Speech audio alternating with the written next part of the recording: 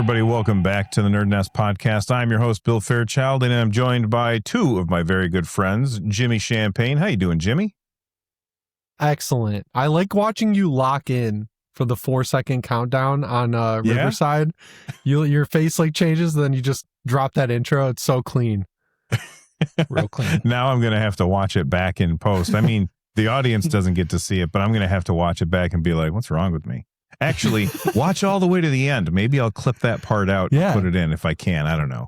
And then, of course, we've got Rich. How you doing, man?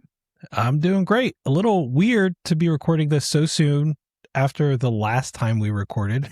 I think this is like 4, maybe 5 days later, which is much faster than our usual, but very happy to be here nonetheless.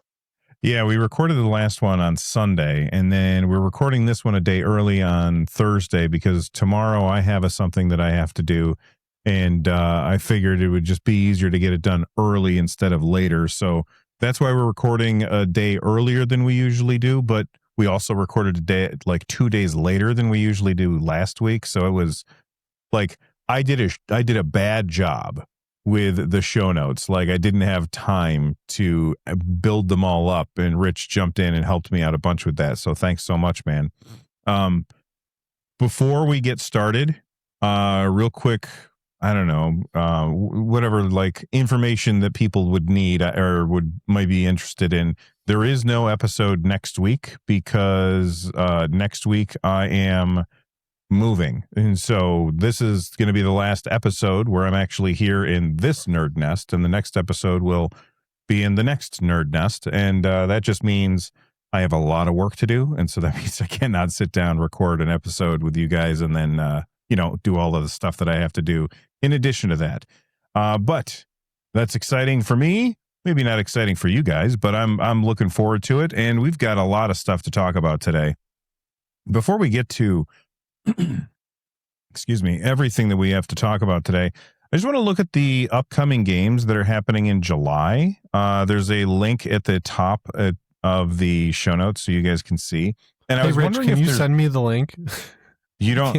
I can't find it. Okay. Yeah, I got you. You got it. Okay.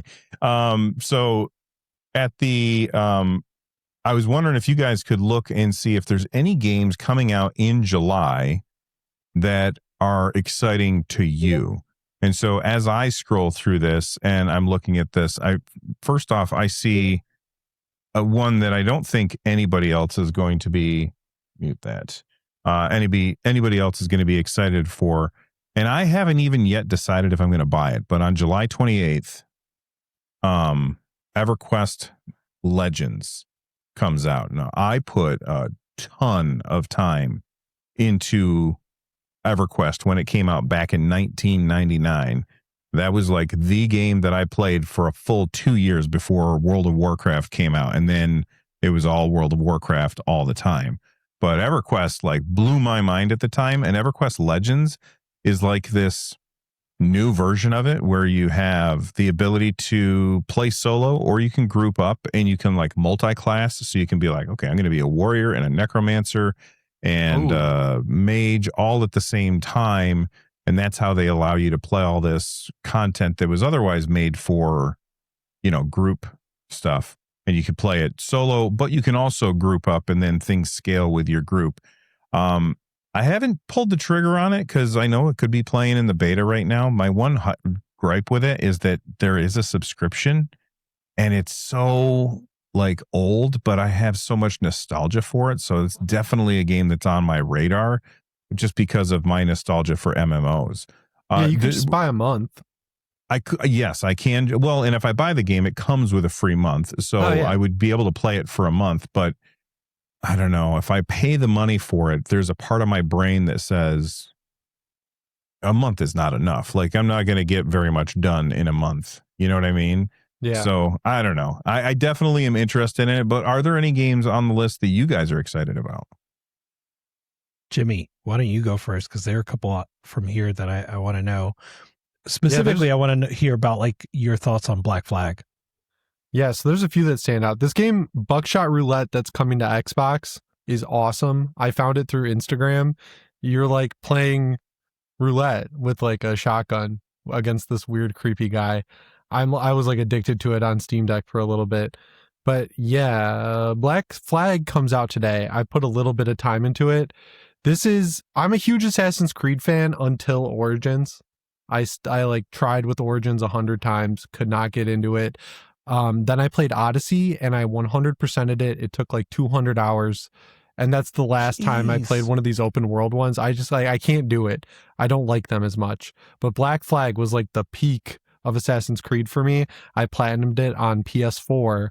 So I've been like casually watching this remake. I didn't realize how faithful it was.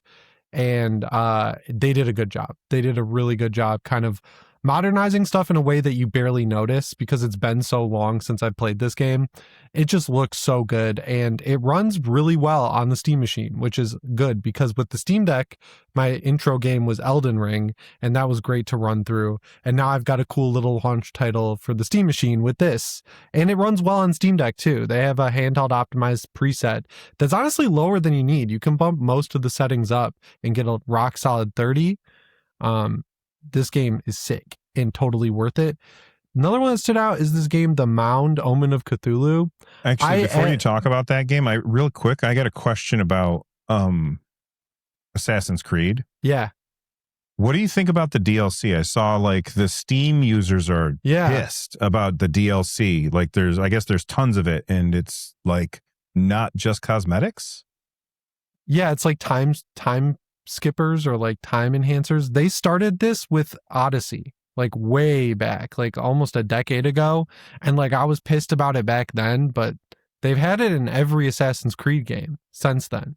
So like I don't really I don't like it, but I'm like that's weird that people are figuring it out now. Like maybe they're like me and they just haven't played an Assassin's Creed game since Syndicate and they haven't caught up with Ubisoft's bullshit. But this is like tame compared to some of the stuff they've done with the other Assassin's Creed games. I expected it. And then the 30 FPS cutscenes that people are complaining about apparently only happen when you're on Ultra with ray tracing and they're going to patch it. So that should cut down at least some of the negative reviews. But so far it looks great. It runs great.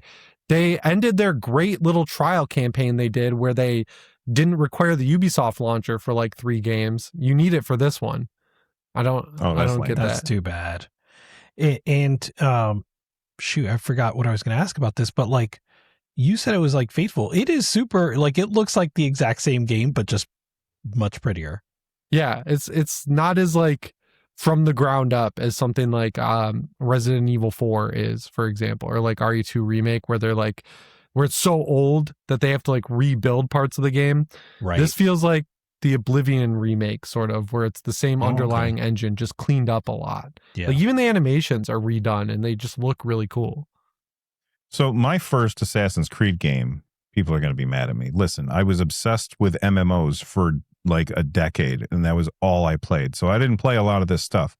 But my first Assassin's Creed was Valhalla and I actually really liked that. I had fun with it, but you're saying this is very different than the more modern Assassin's Creed games? So with Origins, they switched to basically just be their best interpretation of The Witcher 3, where it's just a massive open world. You've got the borderline Souls style combat with like insane animations and like magic abilities and blah, blah, blah. But before that, they were like not necessarily open world, but not, linear either. Like they had little open areas. And then this one was like a good middle point between having like the open world seas where you could sail your ship around and get into ship combat, but there are tons of islands around the Caribbean that are like handcrafted and they had set pieces and like really actually good narratives with great soundtracks.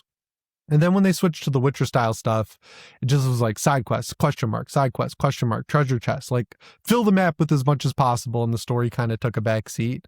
So like the actual story kind of ended with, I want to say 3, or it might have even been 3 was like the real end of Desmond's story, and then they kind of still did the modern day story sort of on and off, and in this remake they just basically removed it. So there's like a big shift after Syndicate to more open world style games like The Witcher.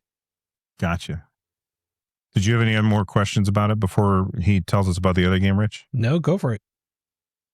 The Mound, Omen of Cthulhu. I added the demo to my library during Next Fest and I didn't play it, but it looks like a cool, like Left 4 Dead style game with like Cthulhu and Lovecraftian monsters, and people were really liking that demo. So I thought that was worth mentioning. And then there's one more that looked cool.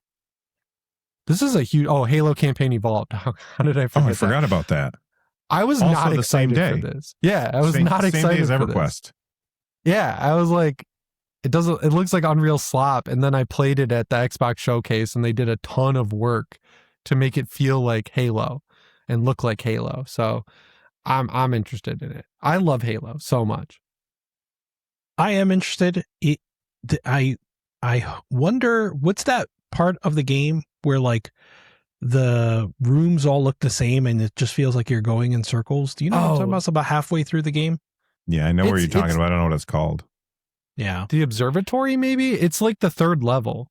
Okay. Where it's just like room, hallway. Yes. Yeah. I just played the first one in Master Chief Collection and I forgot about that. And I was like, man, what is this? Yeah.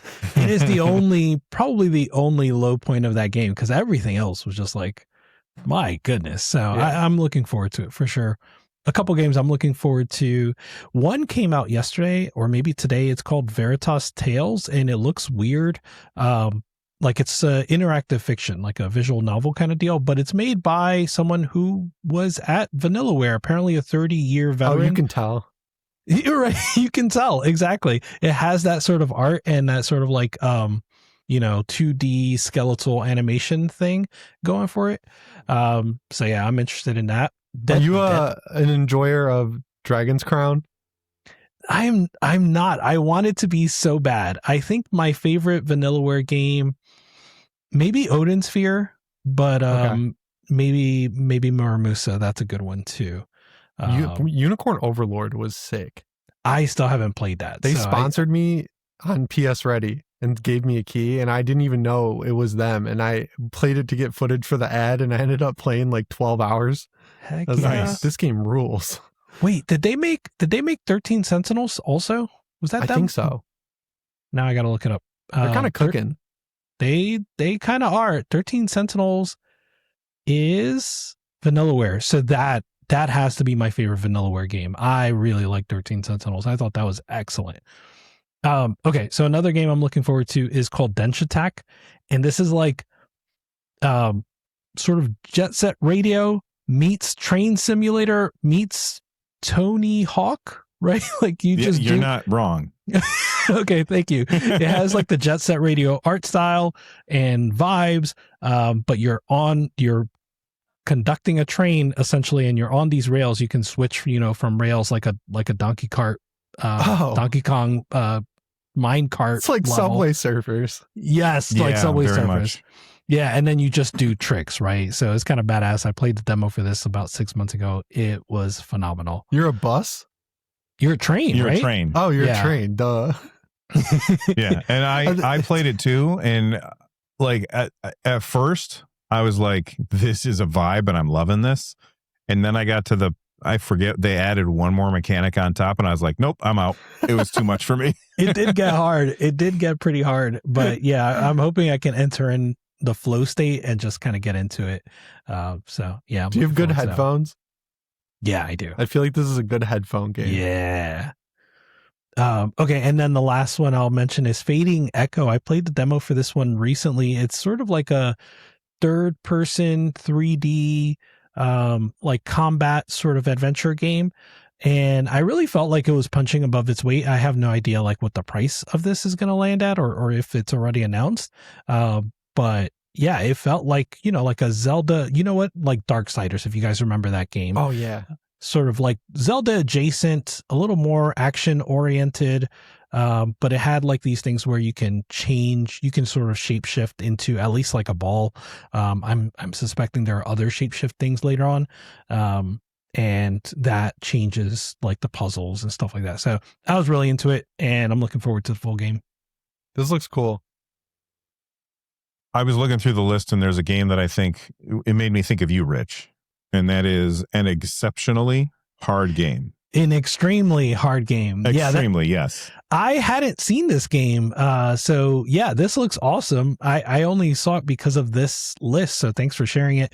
There's a demo for an extremely hard game. It kind of looks like Brothers, right? Like where you have to control two sides of something. And so like, I think there are specific parts of Brothers where like you're just both holding the same thing and you kind of have to maneuver like that. But yeah, this looks wacky and it's 2 to 4 players. Yeah, Brothers is a single player game though, right? Like you control both brothers, one of them on each stick. Yes, that's true. Yep. Yeah, this one I feel like you don't want to play it by yourself. Oh, I saw this at Summer Game Fest. Yeah. And I didn't realize it was single player, and now I really want to play it. No, it's not. It's 2 to 4. 2 to 4 players. So, well, it says single player, so maybe it is. Oh, maybe that'd be maybe fun. You can. Well, there. You know what? There's a demo, everybody. Yeah, and I'm gonna you try guys the demo.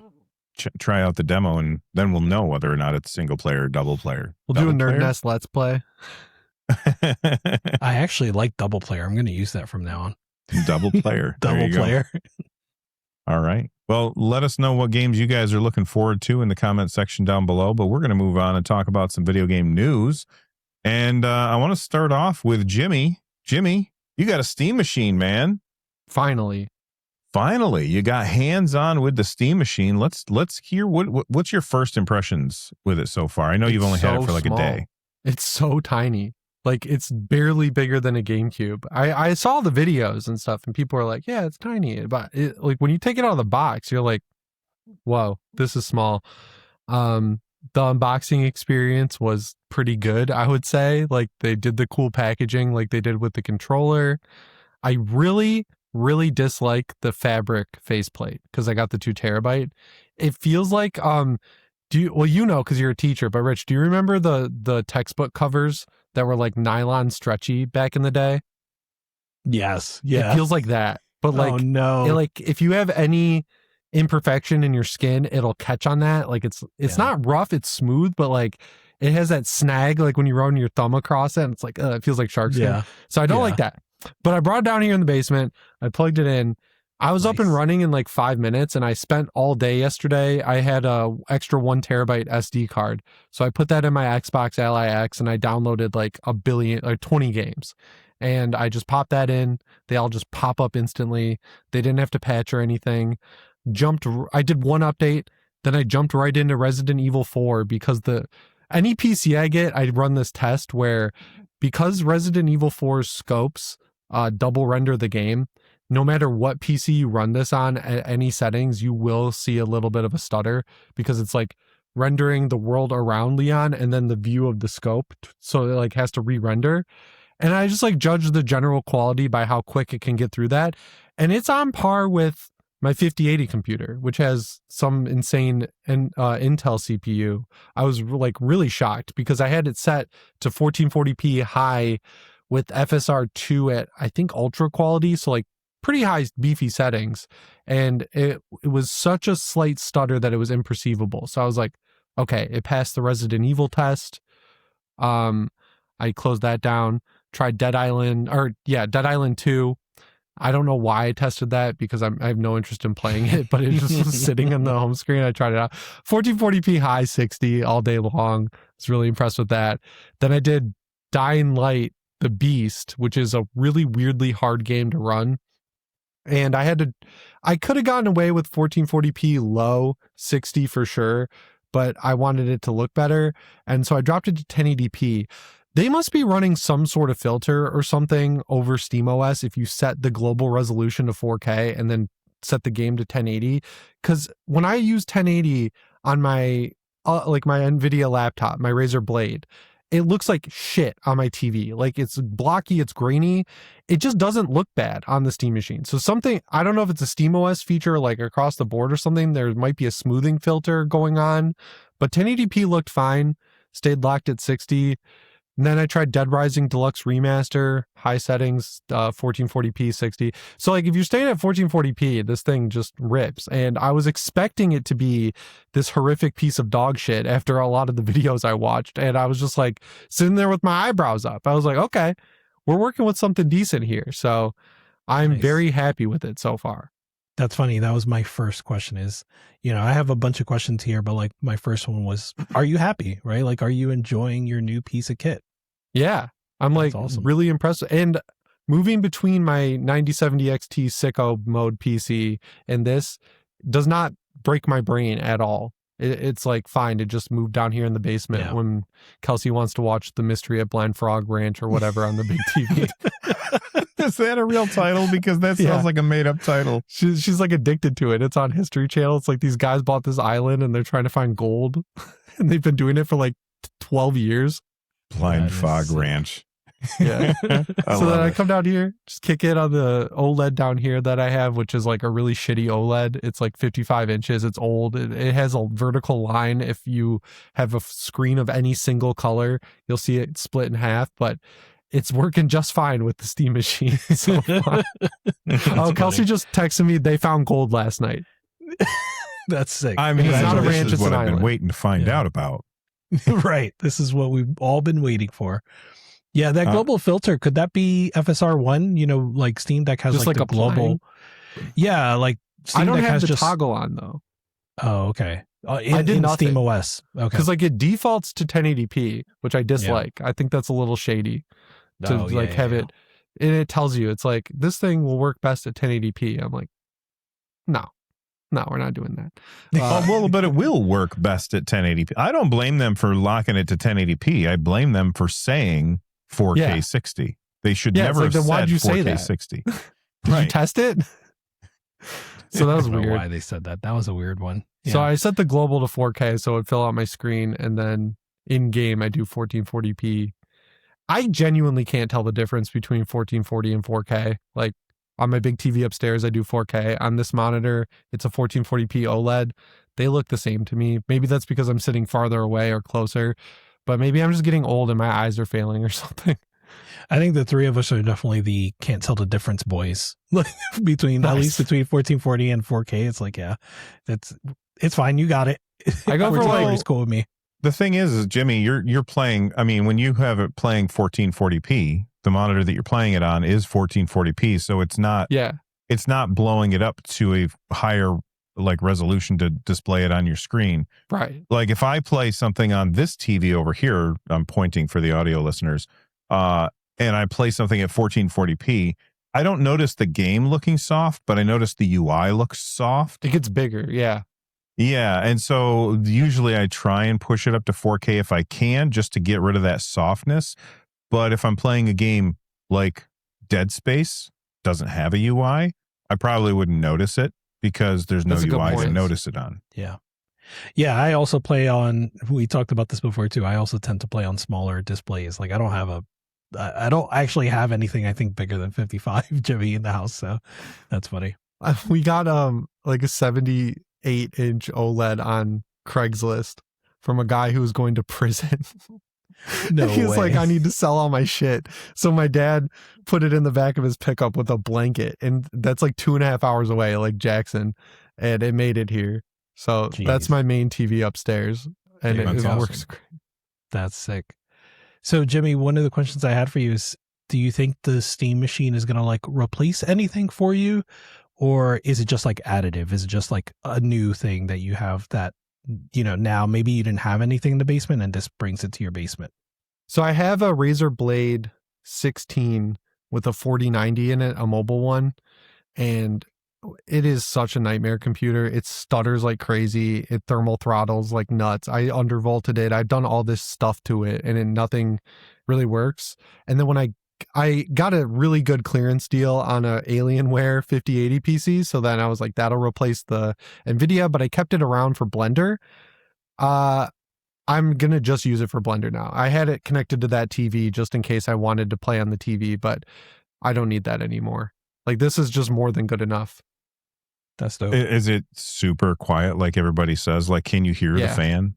No, not at all. I don't think I've heard it spin up. But like my 9070 XT one's loud as hell, and it just doesn't bother me. So like, I think that's cool. It's just not really a selling point for me. I'm like, yeah, it's quiet. The SD card blew my mind. Like the fact that you could just pop it out of the Ally X and just pop it in. It's like, bam, all the games are right there. I'm like, this feels like the future. And it loads fast off the SD card. That's sick. Yeah. What about the like? So I guess who would you recommend it to? Right, like who is it for? But like if someone's thinking about like a PS5 or Steam Deck or Steam Machine, like how do you guide them to make the right decision? So I have a lot of friends that I would consider normies, like they're salespeople, or like one guy works at a defense company. These are the guys I've been playing Mecha Chameleon with when I send you the screenshots of my hiding places. Oh yeah. And one of them is kind of pissed at Microsoft right now for like the alleged rumors that they're going to like cut Game Pass down at the knees. He's not really a fan of the last first party games, so he's kind of like considering moving more to PC. He has an older rig right now, but he's totally overwhelmed by the idea of building one, doesn't want to pre-build because he has an adult house and doesn't want the RGB. I'm like, easy mark for the Steam machine. Like, he's not playing anything too crazy. We're playing these random indie games multiplayer wise that all generally support multiplayer and anti-cheat. I'm like, that's an easy guy. My friend Mac is in sales and he's on the PlayStation side and is now upset at Sony for the physical games thing. He's already in the Steam ecosystem and likewise has an older PC, doesn't want to build one. If you want to not build a PC, just want something dead simple that's going to feel like a console if you move over to it and be controllable that way, I think it's such an easy recommendation. Even at 1,050? Yeah, because you're going to spend that anyway. Yeah, I mean, that's the thing. Everybody keeps harping on the price of the Steam machine, and I'm not happy about the price of the Steam machine, but when you compare it to, like, if you want to build a similar system, can you build it cheaper? Yes. Can you build it smaller? No. Can you build it as quiet? No. Okay, so if you do a pre-build, can you get it cheaper? Maybe, but, it's going to be pretty close. Like, it's not nearly as outrageous a price when you compare it to everything else because everything got more expensive. Yeah, like, everything sucks price-wise now. Like... It's crazy that the entry level for a PC is $1,000. Right. I've never spent less than $2,000 on a PC because you always say like, oh, I'm interested in moving from console to PC. Then you start pricing it out. Then you look at videos and it's like, I think a lot of the PC building YouTubers like really take luxury for granted and make you think, that like you have to go as far above the entry level as you possibly can. And then so because of that, I've been just filtered over and over again into paying like $1,800 to $2,200 for a PC.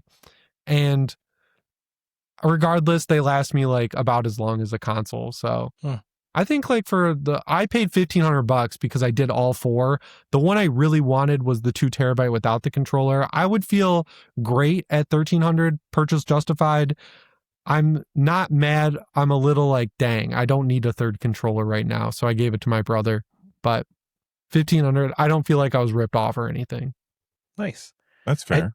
I do like the idea of Steam Machine becoming like, first of all, like a friend slot machine, right? Like more and more people playing like, oh, I want to play Mecha Chameleon. Like that's a great game, right? Like I don't have a way to play that. Let me go grab a Steam Machine and play it there. That's pretty awesome. And then like that can extend too to not just friend slot, but just other like Arc Raiders, right? Like maybe I don't have a console and I want to play Arc Raiders. Well, here's a way to do it, right?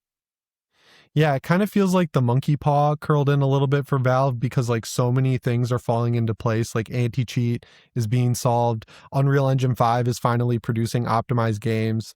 People are kind of getting more interested into PC. Sony shooting themselves in the foot. Microsoft is on fire. Nintendo's raising prices. And then, all that good stuff has to come with a bad. So the bad is they can't price it at a like really attractive price.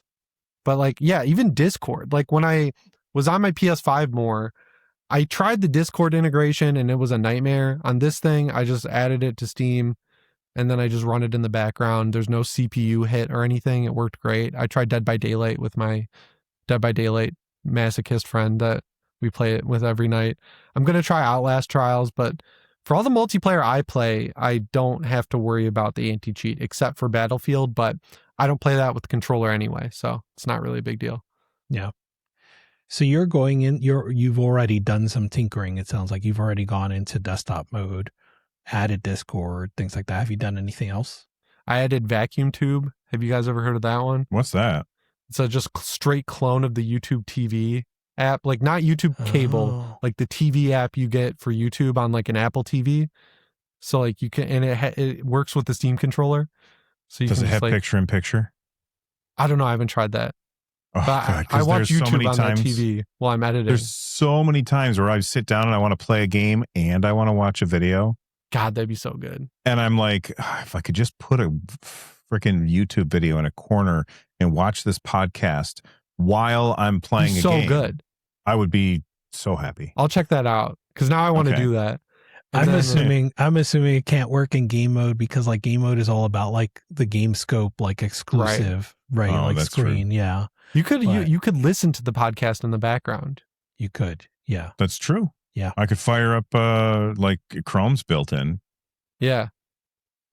And so that app's good. And then I got Pineapple, which is an app that exclusively is built to export videos from the built-in Steam recording a lot faster. Nice. That's awesome. Yeah. Because it's pretty slow. Yeah, it's so slow. Like, especially on the Steam Deck. And even my 9800 X3D, you'd think that would like rip through it. No, it's slow as hell. I don't understand it. Because this app, I think it's encoding it with the CPU instead of the GPU. Yeah. This app does it in like 2 seconds. I exported all. I ordered a 5 terabyte HDD for all this footage I've recorded, and I exported my entire playthrough of Resident Evil 9, which was in 4-hour chunks. Exporting it took about 10 minutes, and then transferring it to this thing took like an hour. Is that just like a hard drive on a wire? Yeah. Oh, okay. It's USB 3. Nice. Because like, dude, getting a big capacity external SSD right now is crazy. So expensive. Yeah. Yeah. I assume it's mechanical, your 5 terabyte. Yeah. You can hear it spinning. Yeah. You might be able to hear it right now because it's always active. Yeah. I got my son AYN Thor for his birthday. And I was like, I'm going to make him a copy of my chip or my SD card that I have. It's a terabyte SD card. And I'm like, oh no. So I was like, all right, kid, you got to pick the games that I'm going to install on this because I'm not spending a couple of $100 on a terabyte SD card. Yeah, seriously. The card's as much as the handheld. I know. It's ridiculous. Crazy. That's insane. I have a Steam Machine question for you guys. So, you know how it has 16 gigabytes of RAM? Yeah. Like on a Windows PC, you want more RAM in case you have tabs open or like are running multiple programs at once. And I've seen a lot of people adding another 16 gig stick. What benefit could that have for the Steam Machine? Because like I feel like 16 is more than enough for games. It really is. And here's the reason why. Here's the reason why I'm saying this as somebody who does not have a Steam Machine to test this with. Because I didn't get one and I'm not buying one because I don't want to spend that money on something that I really don't need right now. I felt freed to watch all of the reviews out there. So I was watching reviews and I don't remember who it was, but there was this one reviewer where he was testing the Steam Machine against other stuff. And he was like, oh, look at how little RAM it's using. And he pointed it out and it was using like 9 gigs of RAM. On almost every single game, it was just using 9 gigs of RAM. And I was like, okay. So I don't think that you need more RAM than that. Yeah. And the key word I think, Jimmy, you said too, is for gaming, right? Like maybe you would need it if you're doing video editing or something like that. Right. If you're using it as a desktop, perhaps, right? But I think if you're just gaming, you're probably not going to run into a situation where 16 gigabytes is too few for what you're playing. You are going to run out of GPU RAM. Yes. Yeah. Like if you play Indiana Jones, like that game requires more RAM. And so like I was playing that game and I don't know why, I could not change the settings. Like every time I would try and change the settings for that game and I would hit save, nothing. The settings were exactly the same. I'd shut the game off, turn it back on, still the same settings. Oh. And so I'm playing this game and it's just stuck on the settings. I'm sure it's been patched by now. Was it your SteamOS PC? Or I don't remember because it was No, I didn't have a Steam OS PC at the time. That's so weird because it really, when I played it, really wanted to default to the Steam Deck settings until I did that Steam Deck = 0 command. Okay, so it was definitely not Steam Deck settings because it was like higher resolution and everything. Okay. And like the computer that I was playing on could handle everything except it kept running out of video memory. And so like when I would load into a level, I would have to just like Indy would have to just stand there and wait while stuff went pop, pop, pop, pop, pop, pop, pop, pop, pop, pop. And then I was like, okay, now I can start walking. And there was nothing I could do about it because I could not change the settings, and no amount of Googling helped me. So if you like 8 gigs of VRAM, that's the one limitation about the Steam machine that really is a huge thumbs down. Yeah, I saw someone playing Assassin's Creed at ultra quality textures, and I was like, that seems a little dangerous, but it looked like it was running fine. So maybe this optimization, I tried to read into this optimization that Natalie Volk did for SteamOS for 8 gigabytes of RAM, and I was like, I don't understand any of this. So like maybe that worked, but I don't know what it does. So who knows? Yeah. Oh well. All right. Well, that's the Steam machine. If you have more questions about the Steam machine, by the time this episode comes out, Jimmy will have his first video out about the Steam machine. So if you guys click on the subscribe button down below, Jimmy's channel is going to pop up. You can subscribe to him, and then you can go find it. And just make sure you send me a link, and I'll include it in the description as well, so that people can go check it out. Because I'm sure that the audience watching is going to be very interested in that. All right, let's move on to Sony. Well, last week we talked about the disc announcement, but some more stuff has come out. First off, Twitter has been just going after Sony. Sony waited, was it 6 days, 5 days between tweets? Like they tweeted out. Yes, 5 days. 5 days. Yeah, they were like, we're done with physical media, and then crickets for like a week almost.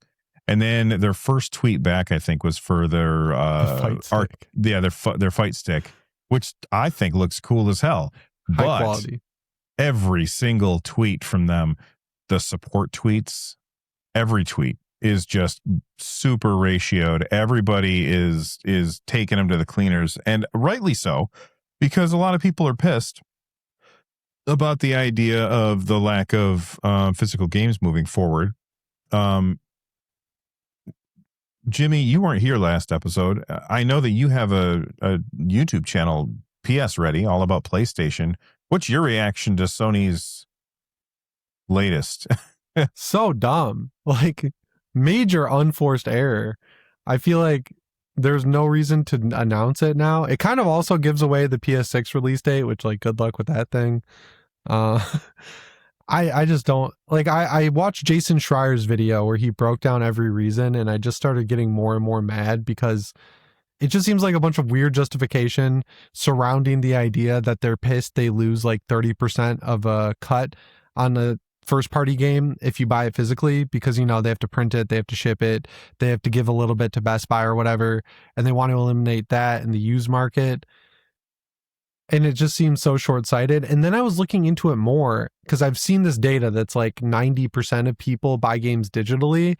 If you read into it, they're kind of juicing it because the top 10 most played games on the PlayStation Store don't even have physical releases, like Fortnite, for example. So they're pointing to that as like everyone's all digital. But like, that's just because the vast majority of people play Fortnite. It's kind of fudging the numbers a little bit. I'd imagine it's like 60-40 probably, or like 65-35. That seems more realistic, because I asked my normie neighbor Conrad, I was like, yo, do you still buy physical games? He's like, yeah, I just bought James Bond. Like, what do you mean? So like, if he's like my litmus test, because he's an accountant and like he plays video games, but like he's about to have a kid. He's not like diehard about it like I am. He plays probably like 2 to 3 games a year. And he's like, yeah, well, I buy physical games. So I'm like, okay, I'm not crazy. But yeah, I have all my PlayStation games right there. Look at that. Yeah, same for me and my normie friends. Like, I do pretty much, exclusively digital. But all of my normie friends, they buy physical, right? And we talked about this last week on the podcast, exactly what you said. They're juicing those numbers like 100%, right? Like Fortnite is a factor, anything digital is a factor, but not just that, but also like DLC, right? Like anytime someone buys DLC, all of that adds up to digital purchases. I do have to watch that Jason Schreier video. I was worried that I would just be upset the whole time, so I didn't even watch it. But I am glad he's making YouTube videos now. But yeah, I it's insane. What do you think in terms of like the backlash, right? I saw that there's a petition that got up to 200K. All the Twitter stuff that Bill was talking about. But the one I found most interesting was the one that you made a short about, Jimmy, was the people canceling PlayStation Plus subs. So can you talk about that? Yeah. So I don't know who started this, but I first saw it from my friend Dustin from Last Stand Media. They, tweeted something from the PlayStation account, and he just had the waving bye emoji with his canceled the PS Plus screen. And then I saw a bunch of replies that people were doing it. And then I looked into it more, and if you even threaten to cancel, they offer you 50% off. So I made a video. I was like, you should probably cancel it either way, because like worst case, even if you want it, they're going to offer you half off for like 3 months or whatever. That's a good deal. And then it kind of blew up, and I like looked through the comments, and everyone's like, I didn't have it to begin with was like a big thing, which like, yeah, that's fine. I think it's stupid that you have to pay for online on PlayStation anyway. And then a lot of people are like canceling. And I was like, whoa, like a lot of people are doing this. And then that Analyst, Thank you. Yes, I was going to bring it up if you didn't. Yeah, go ahead. Yeah. What's his name? Sircon. I have it up. I thought his name was Toto. Toto. Yeah. Sircon Toto, CEO of Japanese games industry consultancy firm Kantan Games. So he said that even if 500,000 people cancel, that's only 1% of subscribers. But my take on that is like, the timing is really beneficial to this campaign because we know that they are not selling enough PS5s to the level that would make them happy. They're also not selling games to the level that would make them happy. And they've said multiple times that their plan is to monetize their existing users through PlayStation Plus, through price hikes or better incentives or adding more games. So timing wise, I think it does kind of show them that pissing off your hardest core fans who already this generation feel a little kicked to the side by Sony could be beneficial. I don't know. Obviously, like I don't work at Sony. I don't know what will actually get their attention, but the timing definitely helps. That comment from that analyst just felt to me like propaganda, right? Like it felt like he's a stooge. Yeah. I don't know that I don't know who he is, right? Like I have no idea, but that's what it came off as. Like he's a stooge for Sony, and he's just because like. Yes, 500,000 subscribers, if that's the number, right? Mind you, Game Pass lost apparently 5 million subscribers in the course of, I don't know exactly, right? But if the way they described it is true, then that happened within the span of less than a year. So 500,000 subscribers is not the ceiling of what Sony can potentially lose, I think. But even if that's true, all of what you said is true too about this showing up in the earnings report. And if it weren't true, then they wouldn't be offering you a discount to stay, right? They don't want those numbers to drop. And the fact that they're offering you a discount to stay is proof that they don't want those numbers to drop. And then the last thing I'll say about it is I guess what really annoys me is this sense that there's nothing that can be done. It's possible that like there's nothing we can do for physical to come back the way it was. That's certainly possible. Even likely, right? But there's still so much more room for Sony to do better, even if it's all digital, even if it's just better digital rights. There's so much more room for that like there's I just really get annoyed at like, there's nothing you can do. The corporations won, just give up now. That's what I get annoyed at. Did you see what happened to Colin from Last Stand, like over the past couple of weeks where he's been, so there's like a whole hacking thing going on where all you have to do is call Sony support and you can figure that I don't know.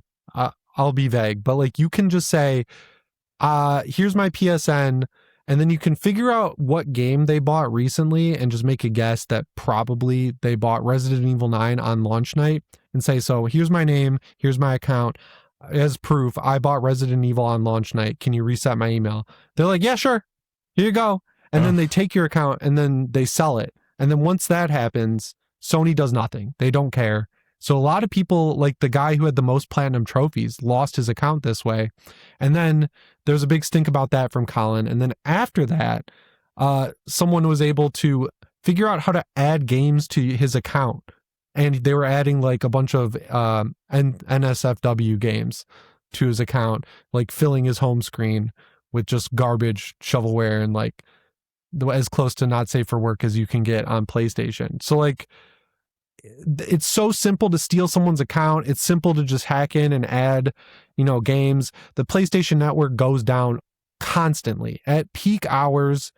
It's the great PSN disaster with the PS3 era, and they have done nothing to figure this out. And that's when they choose to go all digital. It just like doesn't make sense. Right. They're the last ones that should do it because they're so like their account system is so insecure. And they charge for it, which is crazy. Right. Well, I mean, this is what happens. I'm sure that we said it last week, or I'm sure that I said it last week, but this is what happens when you don't have any real competition. And somebody might say, well, there's Xbox. I don't think Xbox is competing with Sony at this point. I think that they're too far behind. Like Sony's lapped them at this point. And this is the time when hubris can really bite you in the ass, and right now Sony is showing their ass. I was reading a poll on Push Square, which is like, it's a great website. It's the most hardcore PlayStation fans reading it, right? 44% of the people who answered, which was at like 6,000 when I checked, said that they were considering, or like they were going to build a PC and switch from PlayStation to PC. So when I see those things, I have to be a little bit skeptical because people say a lot of shit. People are like, oh, if this happens, I'm quitting. And then when it happens, they're like, well, I guess I'll stay because I got to pay my bills. They look at the prices. They're like, $1,000 for a Steam machine. But I just like, yes, that is a good signal. But I would like, what was the percentage? 40%? 44, 45. That just it being that high is what I was expecting, like 20%, and I think 20% is more realistic because I think whatever it is, whatever the poll says, I think it's half that is actually going to do something about it. But 20%, humongous if that were to be true, huge. Right? Yeah. And, I think not that I love this about Steam personally, but I think the other thing too is like, yes, it takes time to potentially get someone to switch to PC, but once they switch, it's very hard to get them back out, right? Like it's a bit of a black hole. Like the regular 5 of us in this panel all sort of entered PC at a different time, at a different year between, 2003 or whatever it was to now. But we all have only gotten deeper entrenched into the PC ecosystem. And I think that's true for anybody that sort of gets in there. Yeah. I mean, like for me, I was PC when I was a kid. I also had I had a Nintendo, but like when I got older and the PC was harder to, like, my friends all had these games that were on consoles, and I was like, okay, well, I want to be a console guy now. So I switched over to console because PC wasn't as sticky as it is now. And then you fast forward, I was a console player for years and years and years. And then MMOs came out and I got a PC so I could play MMOs, and I was really enjoying that. And then when I stopped playing MMOs was basically when I started buying things on Steam. And once I did that, I was like, okay, I don't want to go anywhere else. This is just too easy. Everything is easy when I do it through this. And that's why I mostly stay on Steam. But you're right, Rich. There is something that's very, very sticky about modern PC gaming. You got the fact that you don't have to pay for online, and you don't have to pay for your save states. You don't have to pay for, like, when I get a new computer, I just pull out my phone, I open the Steam app, I scan it, everything is there, and I can start downloading immediately. And I just did this like 2 weeks ago when I switched from Bazite to SteamOS. It was like that, and I was ready to go. And it's just so simple now. Like the SD card thing, and like how you can just straight up start a game on your Steam Deck, go offline, refund that game, beat it, and then connect back online, and nothing happens. They don't do anything about it. Like, there's so much more lag. You mean if you go over the 2 hours in your offline time? Yeah, like it doesn't matter, because like I've seen people saying they're doing this on Twitter, which is insane. I believe people are doing it, and I believe that Valve generally does not care. But there was one time I tried to return a game that I had played. I don't remember why, but I had genuinely not liked it. And I don't know how I racked up over 2 hours. I don't think it was much more than 2 hours, but most of it was offline. And so I thought I would be able to get away with it, and it did not work out. Dude, Ubisoft never accepts them. Never. Yeah. I have never had a Ubisoft, like, even when I'm under 2 hours, you got to write out like a 3-paragraph essay about why they shot your dog in front of you. And then maybe this is through Steam, but they're Ubisoft games. Yeah, because the developers are the ones who decide whether or not the refund goes through. I think I've refunded maybe 2 things the entire time that I've had Steam stuff. Like, there was that one Metroidvania that I got. Like, we had talked about it on the show, and then I bought it, and then I hadn't played it yet. And then Rich, you were like, I tried it, it's terrible. And I was like, okay, I'm returning it because I never played it. Darn. I wonder what game that was. And I have some guesses, but I don't want to, I don't want Rich to. has power. So. I trust Rich. Rich has a great taste in games. I did not know I had that power. I'll be more careful. I have to wield it carefully. Like, I love survival horror. I'm pretty tuned in to like even the indie ones, and Rich manages to find ones I've never even heard of. It's crazy. And then they're always really good. Like that cartoon Last of Us one. What was that? Oh, shoot. It had a weird name too. Yeah, it was really long. Yeah. It was good though. It's going to take me a minute to get it, but I'll get it. I'll basically, we were talking about like Silver Pines, which is like an indie game that's basically like Metroidvania version of Resident Evil. And then I played this demo, and it was like Metroidvania version of The Last of Us. And I was like, oh yeah, Jimmy needs to know about this. I thought you might have knew about it already. So I'm happy to have recommended that to you. But do we trust Sony to figure any of this out? Like moving games on a USB stick? I mean, PS Plus is required for cloud saves, which is insane. And they'll delete them after a certain period of being inactive. And then you have to re-upload them all. And like, I don't trust Sony to get any of this shit right. Yeah, like when you resubscribe to PS Sony. Plus. Yeah, I do like too. my PlayStation. I look back fondly on the days of like getting 3 Uncharted games in one generation and The Last of Us. Like that was crazy. And those are some of my favorite games ever. And like 3 Resistance games, 2 Killzones. Like they pumped them out during PS3. I was fine with the output during PS4. I think Naughty Dog was starting to get a little egregious back then, but like we got The Last of Us Part 2 and we got Uncharted 4, which were both great. Yeah. This gen's just been a mess, dude.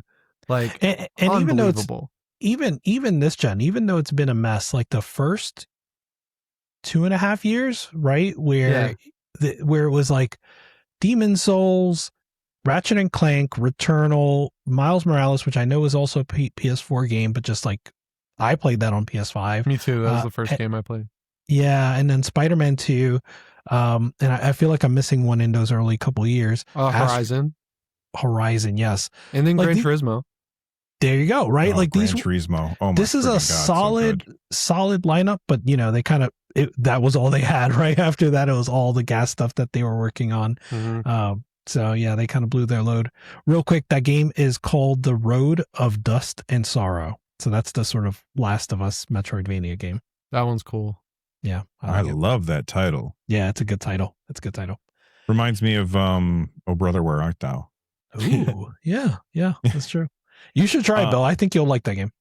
Okay. The Road of Dust and Sorrow. Like, I'm going to write that down someplace. I'll send you a link. Yeah, you say that, but then you don't. Lies. All right. Lies So, you tell. just so everybody knows, if anybody's going to be at San Diego Comic-Con, Sony is having an event. They're going to have an audience. And if I were there, They're gonna. I would be cancel it. like, boo this man, boo this man. And that's what I would do the whole time, just boo them, which is what's happening on Twitter. And it is deserved so much. Yeah, I jumped in. I Googled PS5 disc and then I found one and I just responded with that. I got a few likes. I was like, I saw so they just keep tweeting, and they tweeted one about the Black Flag, and it said something like, get ready to set sails. And I'm like, I tweeted, I think a lot of people are going to be setting sails. yeah, Damn. that's great. I'd imagine that developers are starting to get pissed off that they have, like, they probably paid for that marketing spot for like Mortal Shell 2 and then the Blood game. What's that game? The Witcher one, the Dawnwalker one. They had a whole reveal Blood of the on the Dawnwalker. PlayStation Twitter. And it's like your whole marketing beat got destroyed by people being pissed at Sony, which Sony did not tell anyone beforehand they were going to announce it. They're like, yeah, it's just business as usual. And it's like, yeah, maybe for you. Mortal Shell 2 looks sick. And now everyone's bitching at us about you not letting discs be a thing. For real. Right. No. You mentioned they didn't tell anyone, and I did see that too. Before that headline came out, right? Like there were a lot of people speculating, like, oh, did they have conversations with Rockstar? Do you think that's still a thing? Like, do you think that's possible that they had conversations with Rockstar or Take-Two, and Take-Two's like, nope, GTA 6 is going to be, codes in a box? I think they did, because part of that Jason Schreier video was saying that this is the craziest thing. So like a big part of it is that they don't want to lose 30% from the physical sales, but apparently they're still going to make the cases with the digital codes and sell them at Best Buy and stuff. Okay. So they're going to go through all that work and do exactly what Rockstar is doing. For what? So it's not because of the 30% for physical sales. I don't agree with that. If that's what Jason Schreier's saying, I hate to disagree with him, because that dude knows his shit. But the reason is because they don't like the secondary market. That was that was just what stood out to me. I don't think that was the driving point. Oh, okay. That's just what I heard, and I was like, oh, there it is. But yeah, I think you walk into a store and you pick up Black Flag on disc, and then you look across to the other side of the store and there's the pre-owned version, and there's Black Flag right there, and you're like, which one should I buy? So then you buy the one that's $20 cheaper. Yep. And because of that, then because publishers know that you've got these two things in the same room and you can easily compare the prices, then they got to put they got to put the non-pre-owned one at a cheaper price than the digital one. And like, that's the kind of stuff that publishers and obviously platform holders just hate. They hate that idea. Just to combine what you're both saying, I think really, right, it comes down to power, like, and control. Sony wants to control the price of games that they, make money off of. And they lose some of that control when it goes to a big box store and that store can put it onto discount. They lose control when it goes to, secondhand market, like you're saying, Bill. And so this is a way for them to continue to keep control. And again, it is not a referendum on consumer activity. It is not that we made this happen because we weren't buying physical. Sony has been, working towards this future for over a decade. And now they have an opportunity to do it, but they're, as Jimmy said earlier, juicing the numbers to make it more palatable. And the even crazier thing is, over the past generation, they have gotten so egregious with the discounts on the PlayStation Store. They've lessened them over time. Like when PS Plus started, the benefits were obviously getting free games every month, which they've drastically reduced how many you get over the past few years. But a big part of it was to get extra discounts on top of sales. So like I'll never forget 2015 Black Friday. I got Mad Max, Assassin's Creed Syndicate, and Need for Speed 2015, which were all brand new-ish games for less than $30 combined. And now I was looking at the PlayStation Store, and like for the PS4 version of The Last of Us Part 2, it's essentially still full price. And even when they do sales, they're nowhere near to the level of discount that Steam gives you. So they gotta love getting rid of physical games for that, because then they could do even worse sales. Well, Discounts. yeah, I mean, when I say who has the worst sales, who do you think of? Nintendo. Yeah, Nintendo. And Sony's going to do exactly what Nintendo is going to do, or what Nintendo already does, except Sony's going to be able to do it better because they don't have physical anymore. And that's why they're doing this.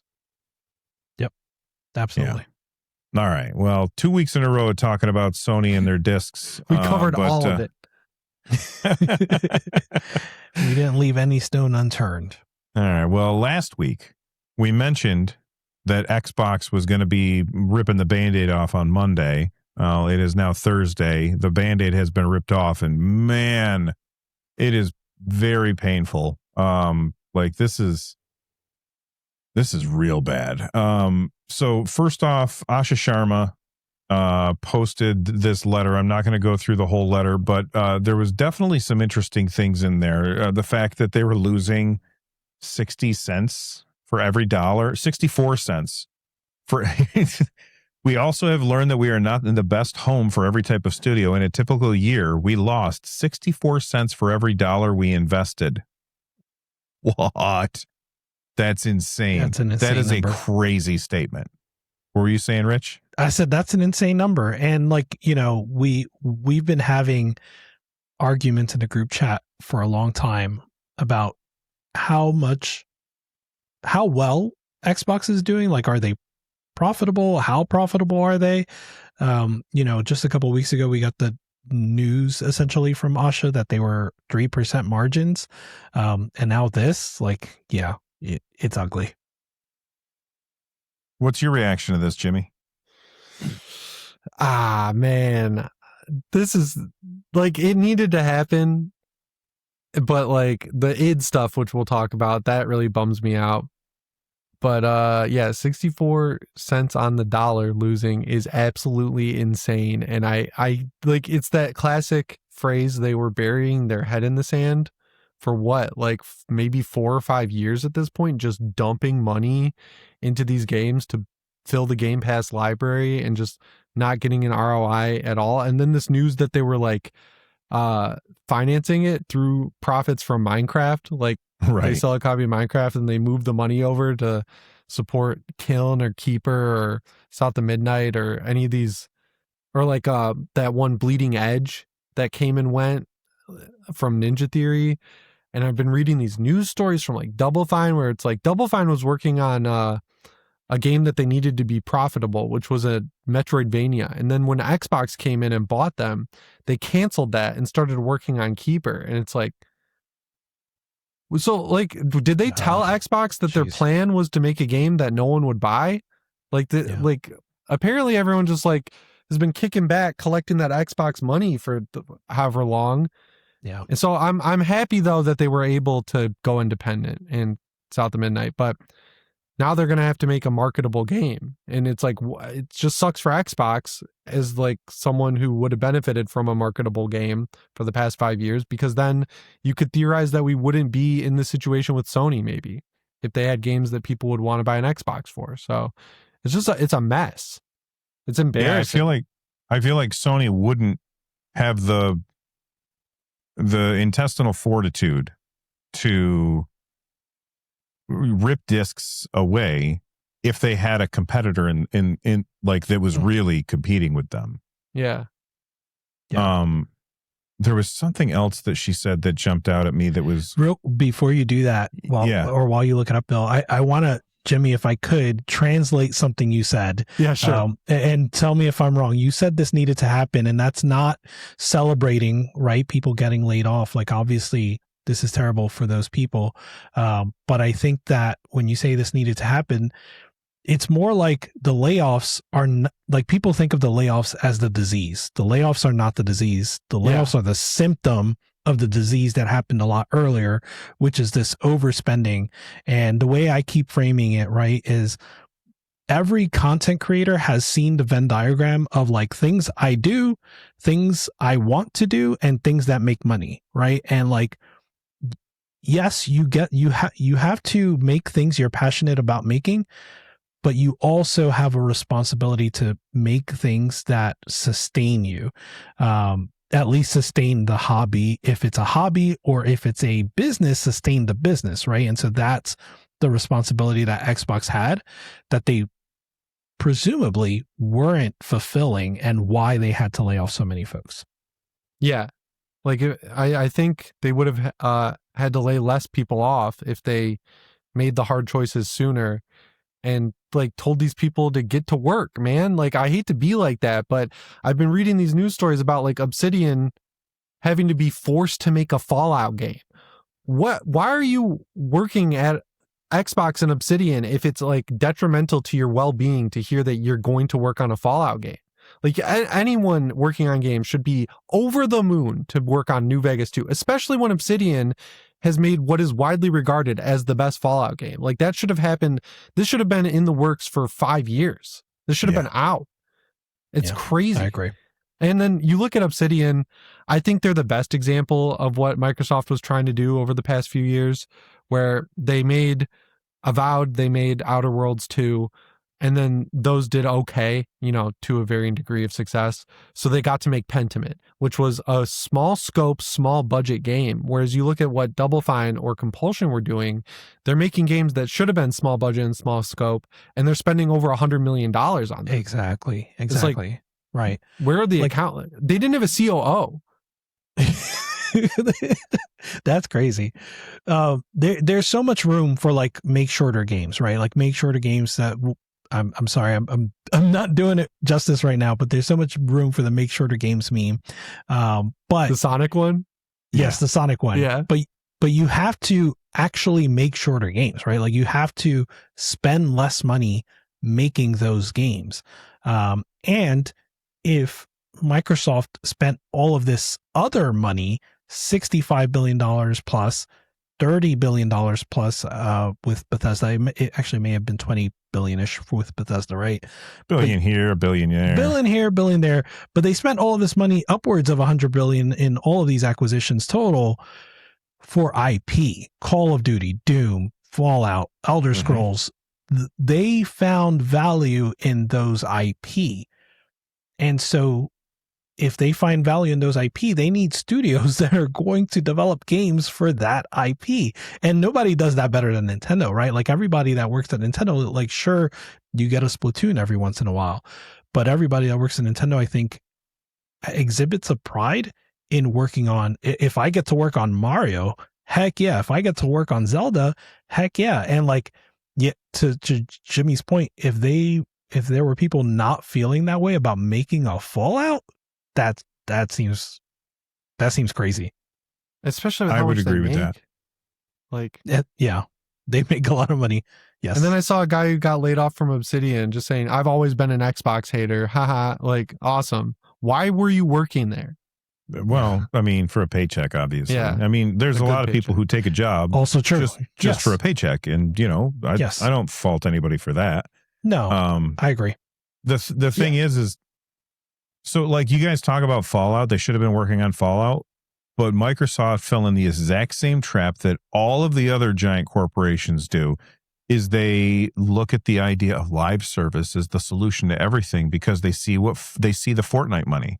Like they're like, look at all the money that Epic Games is bringing in. Look at all the money that Minecraft is bringing in. Yes, Minecraft is, you buy it and you can play it, but they're not making money from that. They're making so much more money from, renting out the servers that you can do and all this other stuff. So when you say they should have been making a Fallout game, their answer is, well, we made Fallout 76, which sure, you made a Fallout game. It wasn't what everybody wanted, but they don't care about that because they look at these huge live service games as they just keep wanting to roll the dice. They're like that. Yeah.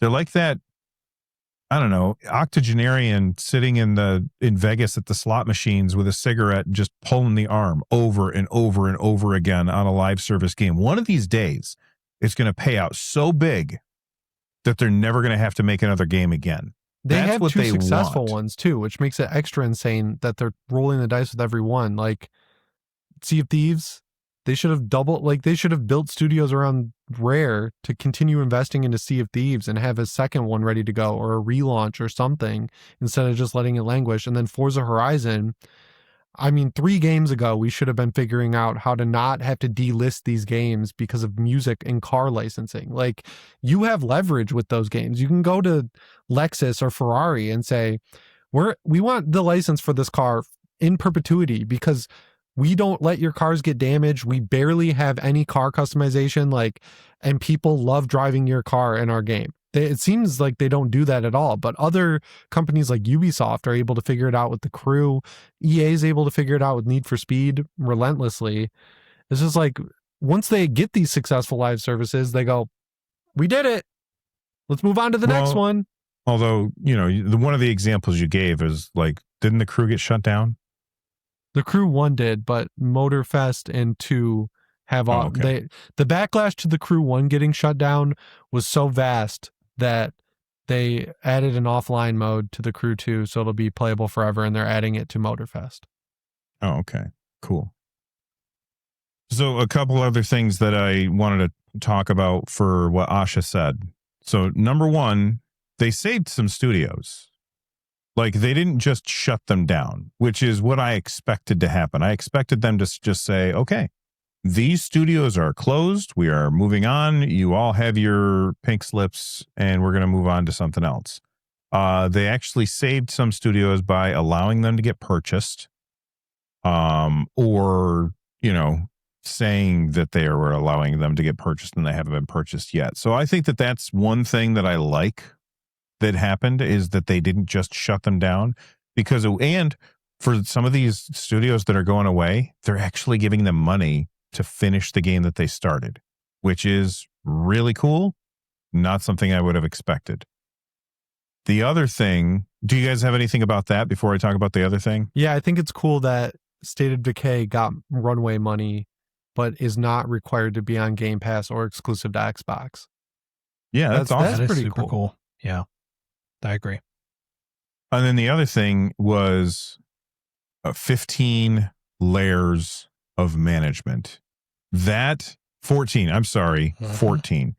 They said, we know that great technology gets better when it gets simpler, not bigger. Today, in some parts of the company, work passes through as many as 14 layers of management. Our platform teams are 40% larger than they were at the start of this generation. Even as our player base and playtime has declined, the complexity of slow decisions, blurred accountability, and made it harder to deliver for players. As we reset Xbox, we will simplify. So there's a couple things in this paragraph that I really, first off, 14 layers of management is stupid. Yeah. So stupid. Yeah. That, I think that comes from, and this is going to bother some people, I think part of that comes from them acquiring companies and then not firing the overlaps. Yeah. They bought this company, they brought him in, and then they just said, okay, you guys stay. They let companies do their thing, right? And so, for example, here's a classic example for me, and one that I've been talking about in the group chat is Bethesda. So forgetting admin, COO, or accountants or things like that, just looking at the management, right? Bethesda or ZeniMax, right, have multiple studios under them, and each of those studios have layers of management. So Bethesda Game Studios, id, and some of those, like id, had multiple studios, right? So there's id in Texas and there's id somewhere in Europe, isn't there? Mm-hmm. Frankfurt. One of them closed, but I don't remember which one. Well, my point is, you had Bethesda and then you had id, and then id had its own management with 2 different offices. Each office may have had their own management, right? And all of this comes up to Xbox. And so that structure, which probably should have been flattened, what happened? Actually, you forgot that Bethesda also has Bethesda Softworks and then Bethesda Game Studios and then ZeniMax on top of them. Yes. I think the weird thing for me is that they now just call the top level Bethesda, even though to me it's always been ZeniMax. Not always, but for a long time it's been ZeniMax. But yes, exactly, right? Like ZeniMax, then Bethesda Softworks, then Bethesda Game Studios under that. And Arcane is like somewhere in there, and Machine Games is somewhere in there. And yeah, so Machine like, and Arcane are like linked in a weird way. are they? Yeah. Like the CEO of Oh, I think I know what you're talking Machine Games kind of took over at Arcane. Yes. Which is weird. Yes. Yeah. Well, I guess he's been there for a while, but he recently got like the top dog position at Arcane. It started Got with Wolfenstein Youngblood. Yeah. Weird. Yeah. So yeah, they retain all of this, for lack of a better word, all of this fat, right? And they don't figure out how to, I don't even mean let go of people at this point, but how do you flatten that, right? Because like, I don't think in a post acquisition world, I don't see why id reports to ZeniMax as opposed to reporting directly to Xbox. I don't see the point in that. I think it's agree. because it's not that, so Xbox didn't go out and acquire id and ZeniMax, and like what happened is ZeniMax acquired all these companies and then they were acquired by Microsoft. And I feel like maybe Microsoft thought, well, they already have this thing where they know what the hell's going on and they know who they report to and everything works. So I'm just going to let them do that. And whether that's the right move or the wrong move, I mean, if they bought ZeniMax and then fired a bunch of people a while ago because there was too much middle management, I'm sure that we all would have been like, you bastards, you know, because, you know, on the show, Right. we would have been like, what the hell's your problem? Why are you firing all these people? So I feel like, go ahead. And again, I'm not necessarily advocating that they should have fired middle management. I'm saying they should have figured out how to flatten that structure. And you're right. You bring up a great point that restructuring is always going to be, you know, fraught, right? Like that people will not look at a restructure and be like, oh, that was a great thing they did there. Right. That was a sick move. Right. No one's that's not good PR. And I acknowledge that restructuring and a big restructuring is not good PR. But when they acquired, say, ZeniMax, you know, I think the attitude is like, oh, they acquired ZeniMax because ZeniMax was doing the right thing, right? Like ZeniMax knew how to make good games. They knew how to publish good games. And that is true, but only a half of the story, because the other half is, why did ZeniMax have to get acquired? Why did they accept an offer to get acquired? Because that means that they could have been doing better, right? Like if they were in a place where they felt like it was better to accept an offer to be acquired, they probably had some level of inefficiencies that once you get acquired should be figured out. They were gearing up for it. I'll always remember this Juicehead video, who's like a news YouTuber around Bethesda games. And this was well before there was even a conversation about Bethesda getting sold, but he plotted it out like Bethesda just shitting out live service games that were not thought out well, like Quake Champions or Wolfenstein Youngblood, like wasting studios' time with those games. He was like adamant about figuring out why they did that. And then he looked into the board of Bethesda, because it was still privately owned, obviously. And he was like able to get meeting transcripts or something. And they were just openly talking about how they were trying to position to sell by lowering the value. They were going to increase it through releasing live service while also lowering it for some reason. But I was like, that's interesting. And then like 6 months later, this news comes out that Xbox bought them. And if you look at Activision, Bobby Kotick was like opening up front during all these hearings that like he knew it was a sinking ship. So like I'm always dubious whenever these companies offer themselves up for sale, because it's like clearly they see something on the horizon that's going to really severely impact their shares to the point where it makes more sense to sell all their shares to Microsoft and cash out. Yeah. I mean, the top dogs always want to get bought because then they can just take the money and run. Yeah. Yes, but it also means that they're not making as much money not being bought, right? Like it means they would make more money by being bought than they would by staying independent. And so like, why is that? So like, I'll give another example, Double Fine, right? Like Double Fine, you know, we're here criticizing them for making Kiln and Keeper, but before they were acquired, I'll take the heat on that. Before they were acquired, they were making games like Stacked, right? Which is a good game, but I can't imagine it sold particularly well. And so like they had good games, but then they had misses, and the misses are what put them in a position to make it more palatable to be acquired by Microsoft. And so the goal, I think, when you get acquired, both from the person, from the company getting acquired and from the company doing the acquiring, the goal should be take all the good stuff and now how do we make it better? And I think they failed. I think you optimize the output. Like that should be the goal. Like, shared resources, right? That's one way to optimize the output. So yeah, sorry, Bill, go ahead. That's okay. It's just like you mentioned, like by all accounts, by the way, Keeper's a very good game. Yeah, but, I don't think Keeper's a bad game. It's just like, that's not what we're saying, right? It's you have to do both at some point. You have to do both, make a good game and make a game that sells reasonably well. Well, yeah, that's what I was going to follow that with. Is I saw somebody, I don't know who it was, but they said it's somebody who's an ex-Microsoft person, and they said it's not enough to make a game that's beloved. You have to make a game that makes money, and that's the thing that I think a lot of these games or these companies were not doing. They were making games that were beloved, but they weren't making games that made money because it costs too much to make the games, because they care more about graphical fidelity than they do about the moment-to-moment fun. Like, Jimmy, you were talking about playing, what's the game where you paint yourself? Oh, Mecha Chameleon. Yeah, Mecha Chameleon.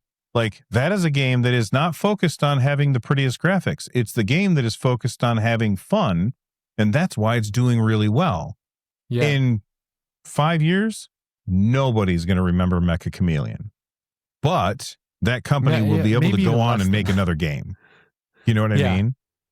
And they understood the scope of it, right? They're like, yeah, we could make this like an insane game where you can paint yourself in the Louvre, right? Like we could have that map in there and license it and get a photo scan of the Louvre. And then they said, no, we should sell this for $5 and make it in frickin' Blender and just leave the Blender paint tool in there because the jank kind of helps it and we can get it out the door quicker and there's enough content here and it's fun to play, right? Like the oversight just wasn't there. Like I'll never understand how Hellblade 2 was able to make it as far as it did without even really being a true game. Like it's a playable movie to most extent.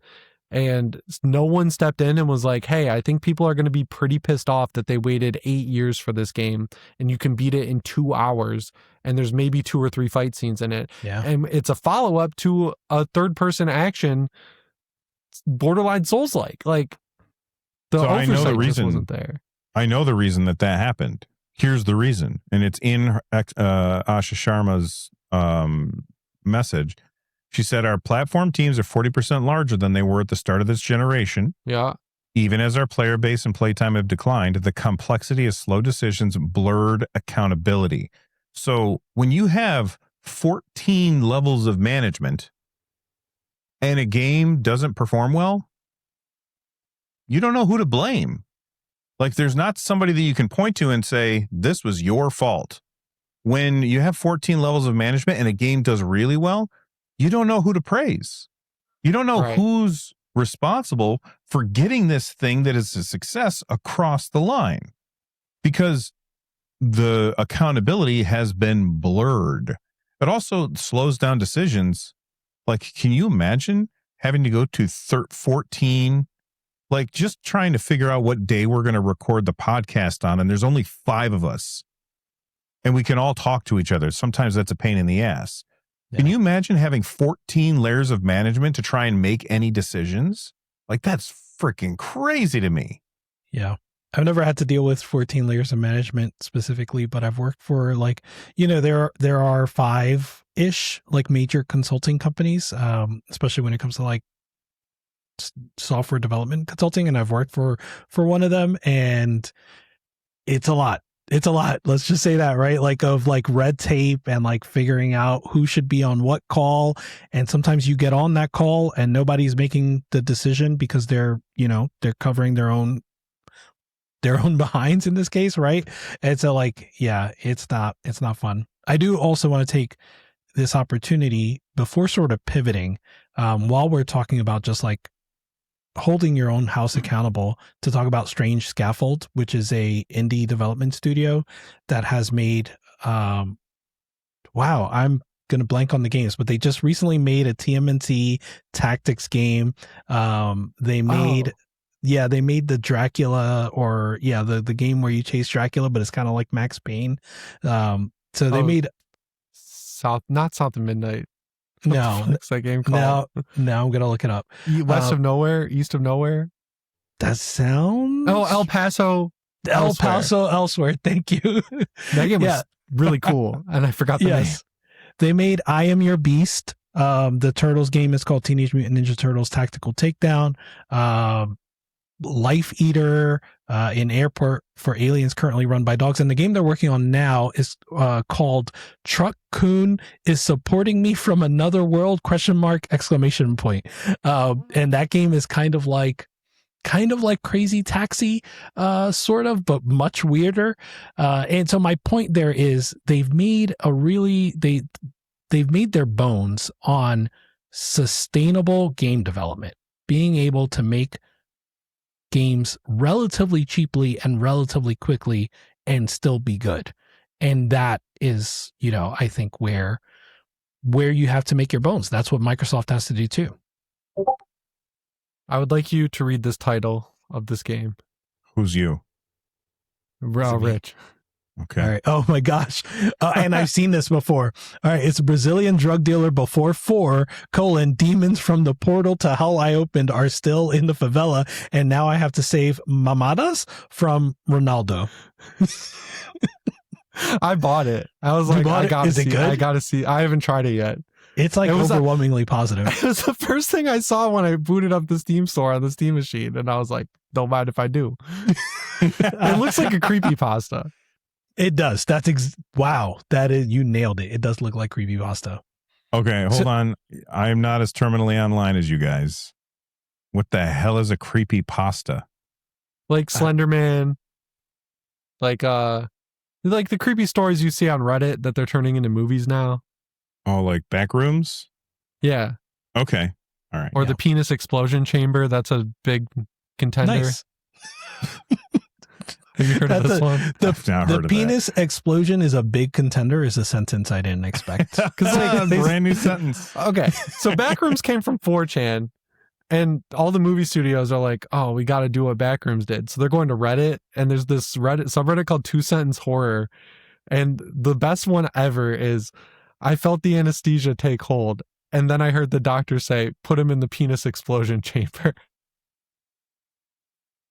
Was that the penis explosion chamber going off just now? No, it was a motorcycle going by my house because I live on a highway. You guys can hear it. Don't you live by a biker bar? Yeah, I do. For another couple of weeks, and then it's gone. Nice. Yeah, I hope that gets made into a movie. Me too. All right. Anything else from Xbox that you guys want to talk about? Yeah, I want to. Go ahead, sorry. Jimmy. No, they just got to do something with Halo, man. Like that studios, they better be going through that place with a fine-tooth comb to figure out what the fuck has been going on over there since Halo 4. Because the languishing of that franchise kills me. It's crazy. Apparently they were working on an extraction shooter that was coming along really good. And then they were like, hey, our third remake of Halo 1 is a disaster. So we're going to move everyone over to that. And then we're just going to cancel the really cool multiplayer game we've been working on. And it's like, I'm excited for Halo 1 Remake, but that's insane. And apparently this is like the 9th time that's happened where they have a team working on a new multiplayer experience. And then the single player team is like Patrick with the board and the nail in his head. And they're like, you got to come help us. And I'm sick of this happening where it's like I hear like this ODST Destiny clone that apparently is never going to come out. That is like virtual crack for me. Oh I my need that to happen. And if that gets canceled because of the Halo 2 remake, I'm going to freak out. Yeah. Yeah. Okay. The one thing I wanted to say, Bill, was, I've been talking a lot about like how they need to keep their house in order. And there is one company which I don't think adds up to me, right? And that's id. I know.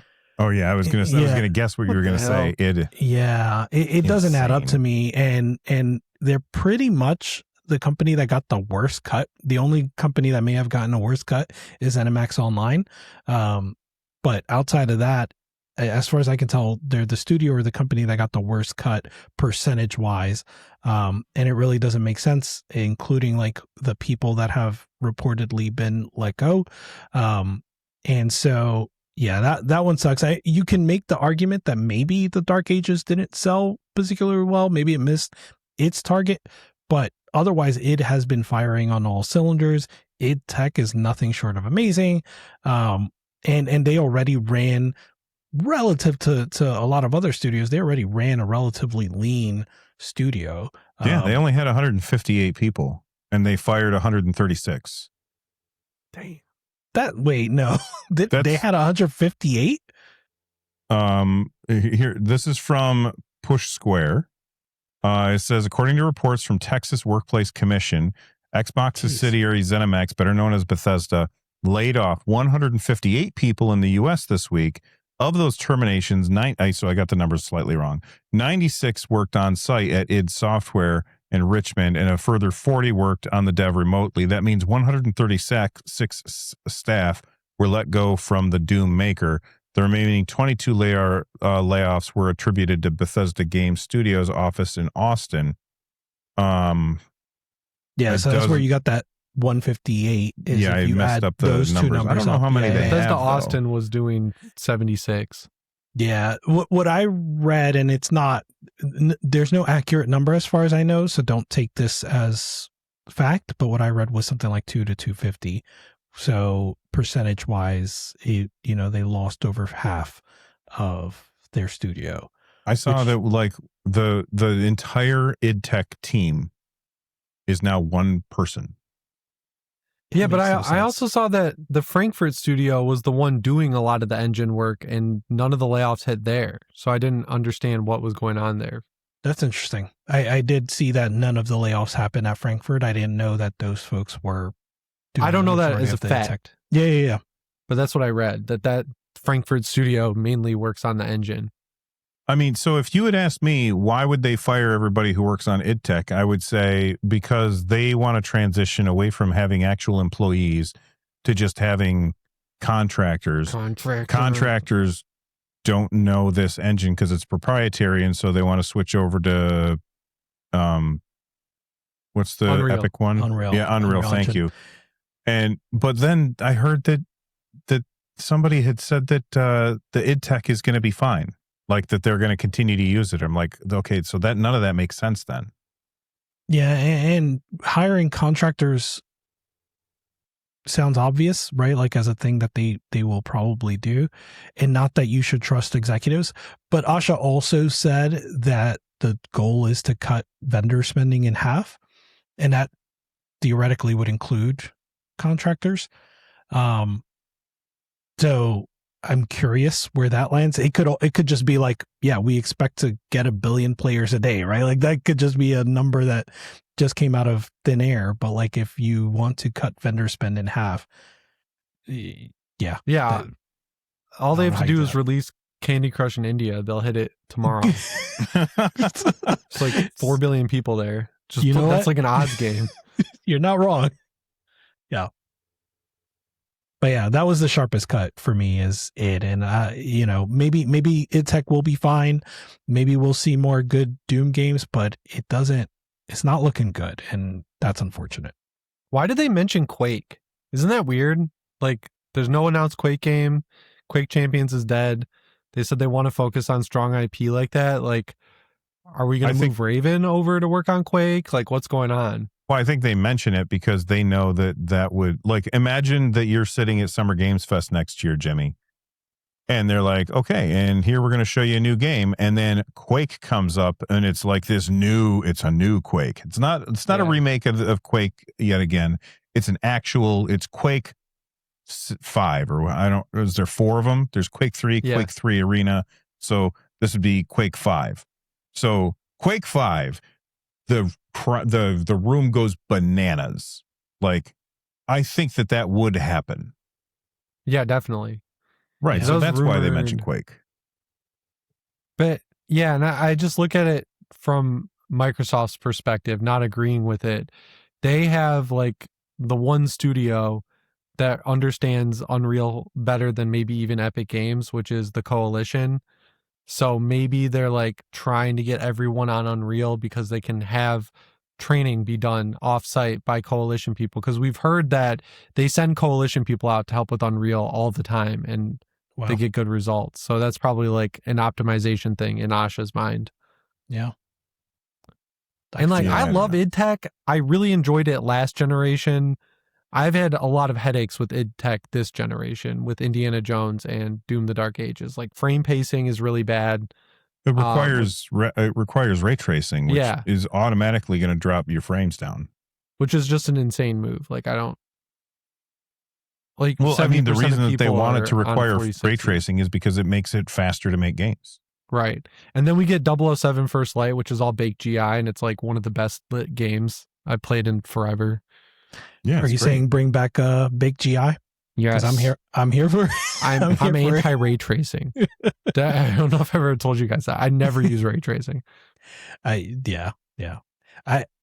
Listen, if they could actually make it reasonable, sure, but baked GI seems pretty good, right? Like, it's been working. Yeah. Yeah.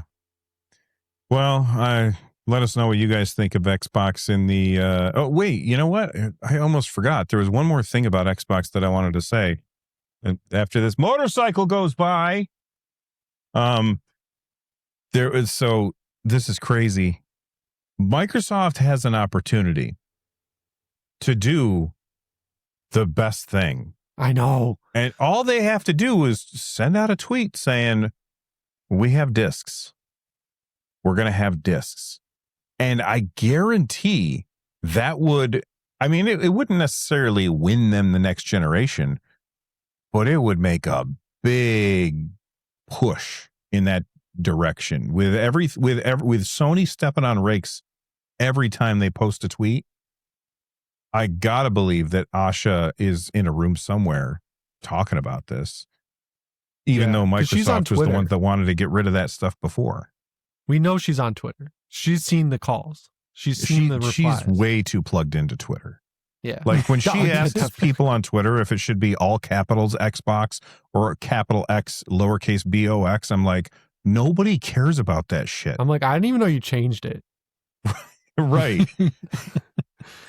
I'm team capital Xbox. I'm team I don't care. Now that I've seen it. Vigigame. Who cares? Vigigame. I like Xbox. I also like the name Xbox mode a lot. Me and Ray, when we film our 2-host videos, we always go, all right, we're going Xbox mode. But yeah, I don't know. I can see this.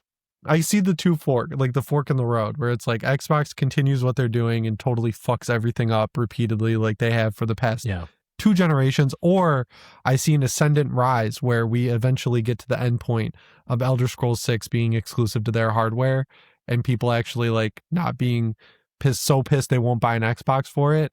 And I'm kind of rooting for it, like chaotically. I really want them to build to the point where they can say, you want to play Elder Scrolls 6, you better build a PC or buy an Xbox. I'm not rooting for it. I'm rooting for it as well, because I think Sony needs somebody who's playing at their level. And Elder Scrolls is like big. Like, Sony doesn't have anything near the scope of Elder Scrolls. No, I don't think so. Yeah, but yeah, I like it. You're like chaotic good. Yeah. We need to keep Sony in check, and only Xbox can do it, because Valve cannot figure out how to make a piece of hardware that'll sell more than 5 million units. I agree with that. That's their nerf. All right. Let's real quick. We're gonna hit Nintendo, just because I wanted to let people know the Yoshi and the Mysterious Book has a Switch 2 demo.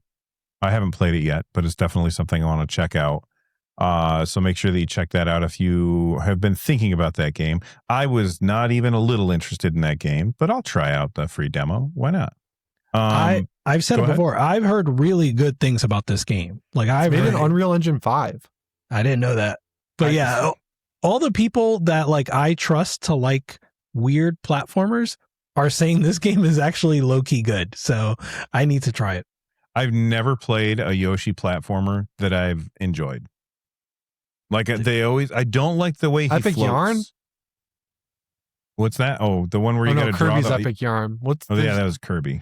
Yoshi's Woolly World. Yeah, that's it. Yeah, I like that one. That's the only thing I bought at Nintendo Land at Universal. I bought the little yarn Yoshi. I thought the graphics were cool. Yeah. Like the art style is off the charts, but I hate the way Yoshi moves. I hate the way he controls. Super slow. You got to hold down that button and he wiggles his stupid feet while he tries to climb up stuff. And I'm like, that's not... Like, I hate the way it feels. It's too floaty. And the same thing with Kirby. I don't like Kirby games either because they're too floaty and too... Kirby has no sense of urgency for the situations he gets put in. He walks so damn slow. It's like, look at his smile. He's chilling. Yeah. And like, he was just in the apocalypse. Like, and he's just like trotting through the world like, nothing's wrong. It's like, he's come on, dude. Get it together. Yeah. He might be unhinged. He might be a sociopath. Yeah. You guys, I'm dubious of Kirby's. Let us know in the comments down below. What other Nintendo characters do you think are sociopaths? That sounds fun. Donkey Kong for sure. Low-key, not Waluigi. Waluigi is not a psychopath or a sociopath. He's just like a used car salesman. Honestly, I have said this 1,000 times. I want them to make... This is a game, Nintendo, this is a free idea. Just make this game and I will buy it. It's called Waluigi Lanes, where Waluigi runs a bowling alley and you are literally like managing the bowling alley. But this is such a good idea. Right? I love this idea. They can sell it for $70, even though it'd be like $5 on Steam. Yeah, you open up, you got to pull the tongue up on the shoe, you spray the stuff in there, you go. And Waluigi in like a bowling shirt makes so much sense. Like I can see it in my head. Hell yes. All right, he reminds me of name tag and everything. Yeah, he reminds me of the Jesus from The Big Lebowski. Yeah. Yeah, dude. All right, I don't think you might want to edit this out. No, because I want them to make it, and I've been saying it on podcasts for years, and they don't listen to me. Damn. All right. Unfortunate. Well, speaking of things that aren't necessarily listened to, I asked you guys to send in hot takes. It was only a couple hours ago that I posted it, but we already got 50 hot takes to go through. So I want you guys to click on the hot takes. And we'll go through and pick a couple and see what we say. So I'm going to sort by top first. And cool. Okay, so we got McRootbeer says, hot take. The Steam Machine's high cost is a marketing win because all the videos about how easy it is to make something cheaper or better just by installing SteamOS is pushing the adoption of SteamOS and taking market share from Windows without costing Valve a dime. I've made 2 videos. I made a video explaining how to install SteamOS, and then I made a second video, went out today, talking about like why SteamOS is what Valve's really pushing. So I don't think this is a hot take at all, McRootbeer. What do you guys think? No, I think it's just stating facts. I'll give it a light hot take verdict. Light hot take is I think it would have been even better. It would have been an even better win if they were able to price this at $700, right? Like that would have been even better for SteamOS and SteamOS adoption. I think this is, there's definitely silver lining, but yeah.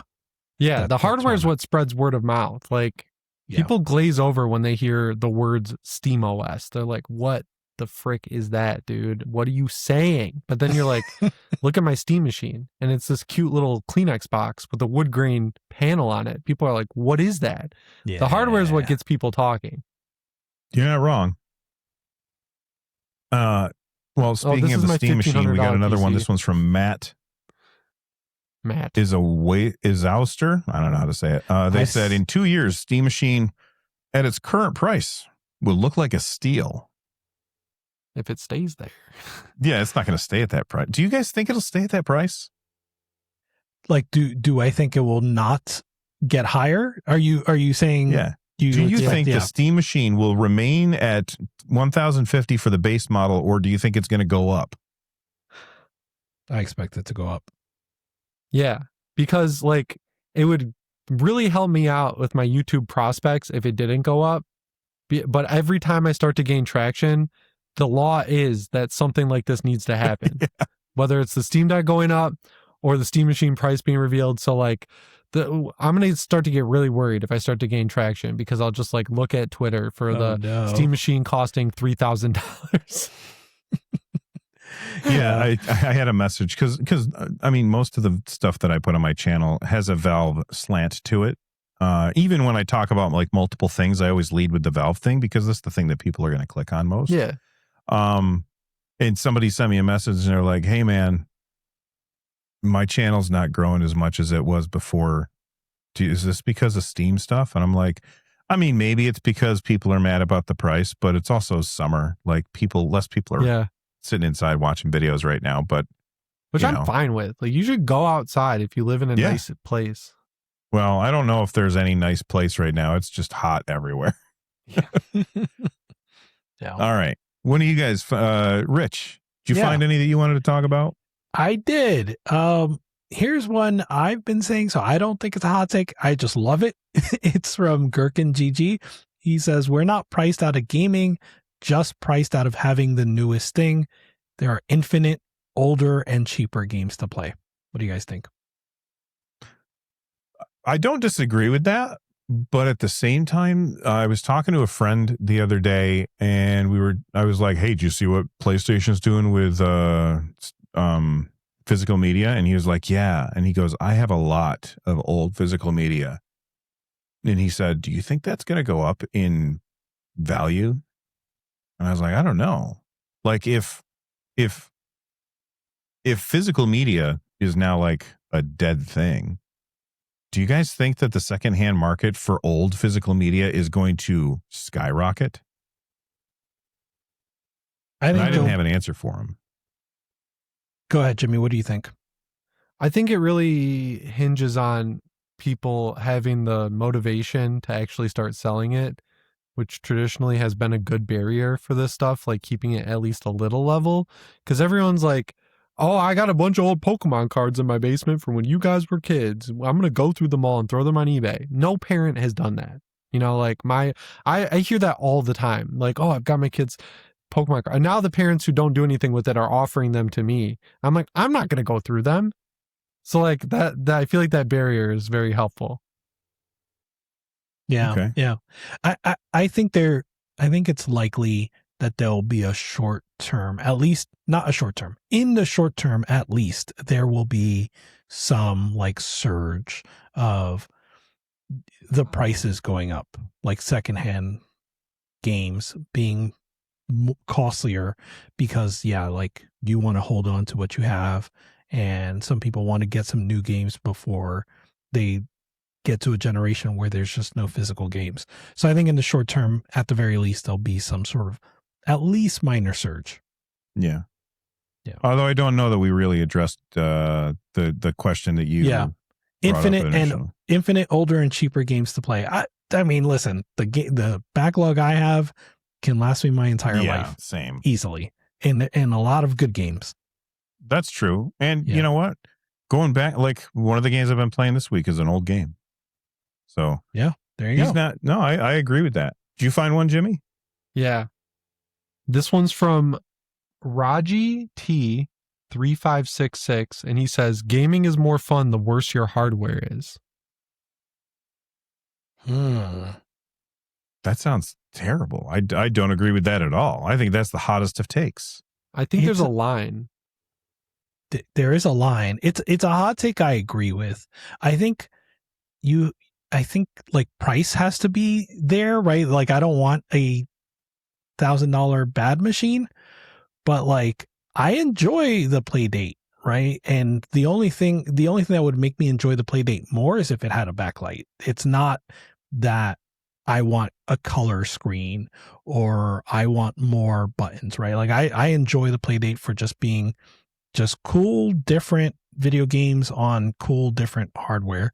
And so I can see what he's referring to. Like yeah.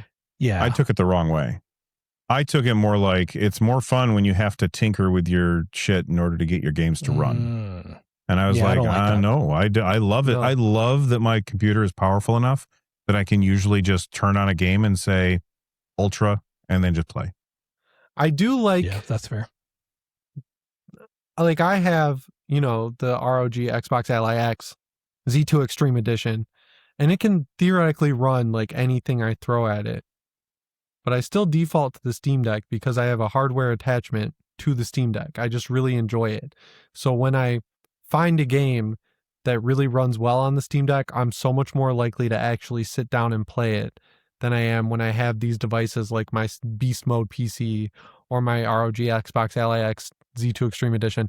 And because like you just sit there and look at all your games and you get like an analysis paralysis. And I don't get that with the Steam Deck because when there's a game that works well on it or now the Steam machine, I'm excited. I want to sit down and play it on those devices.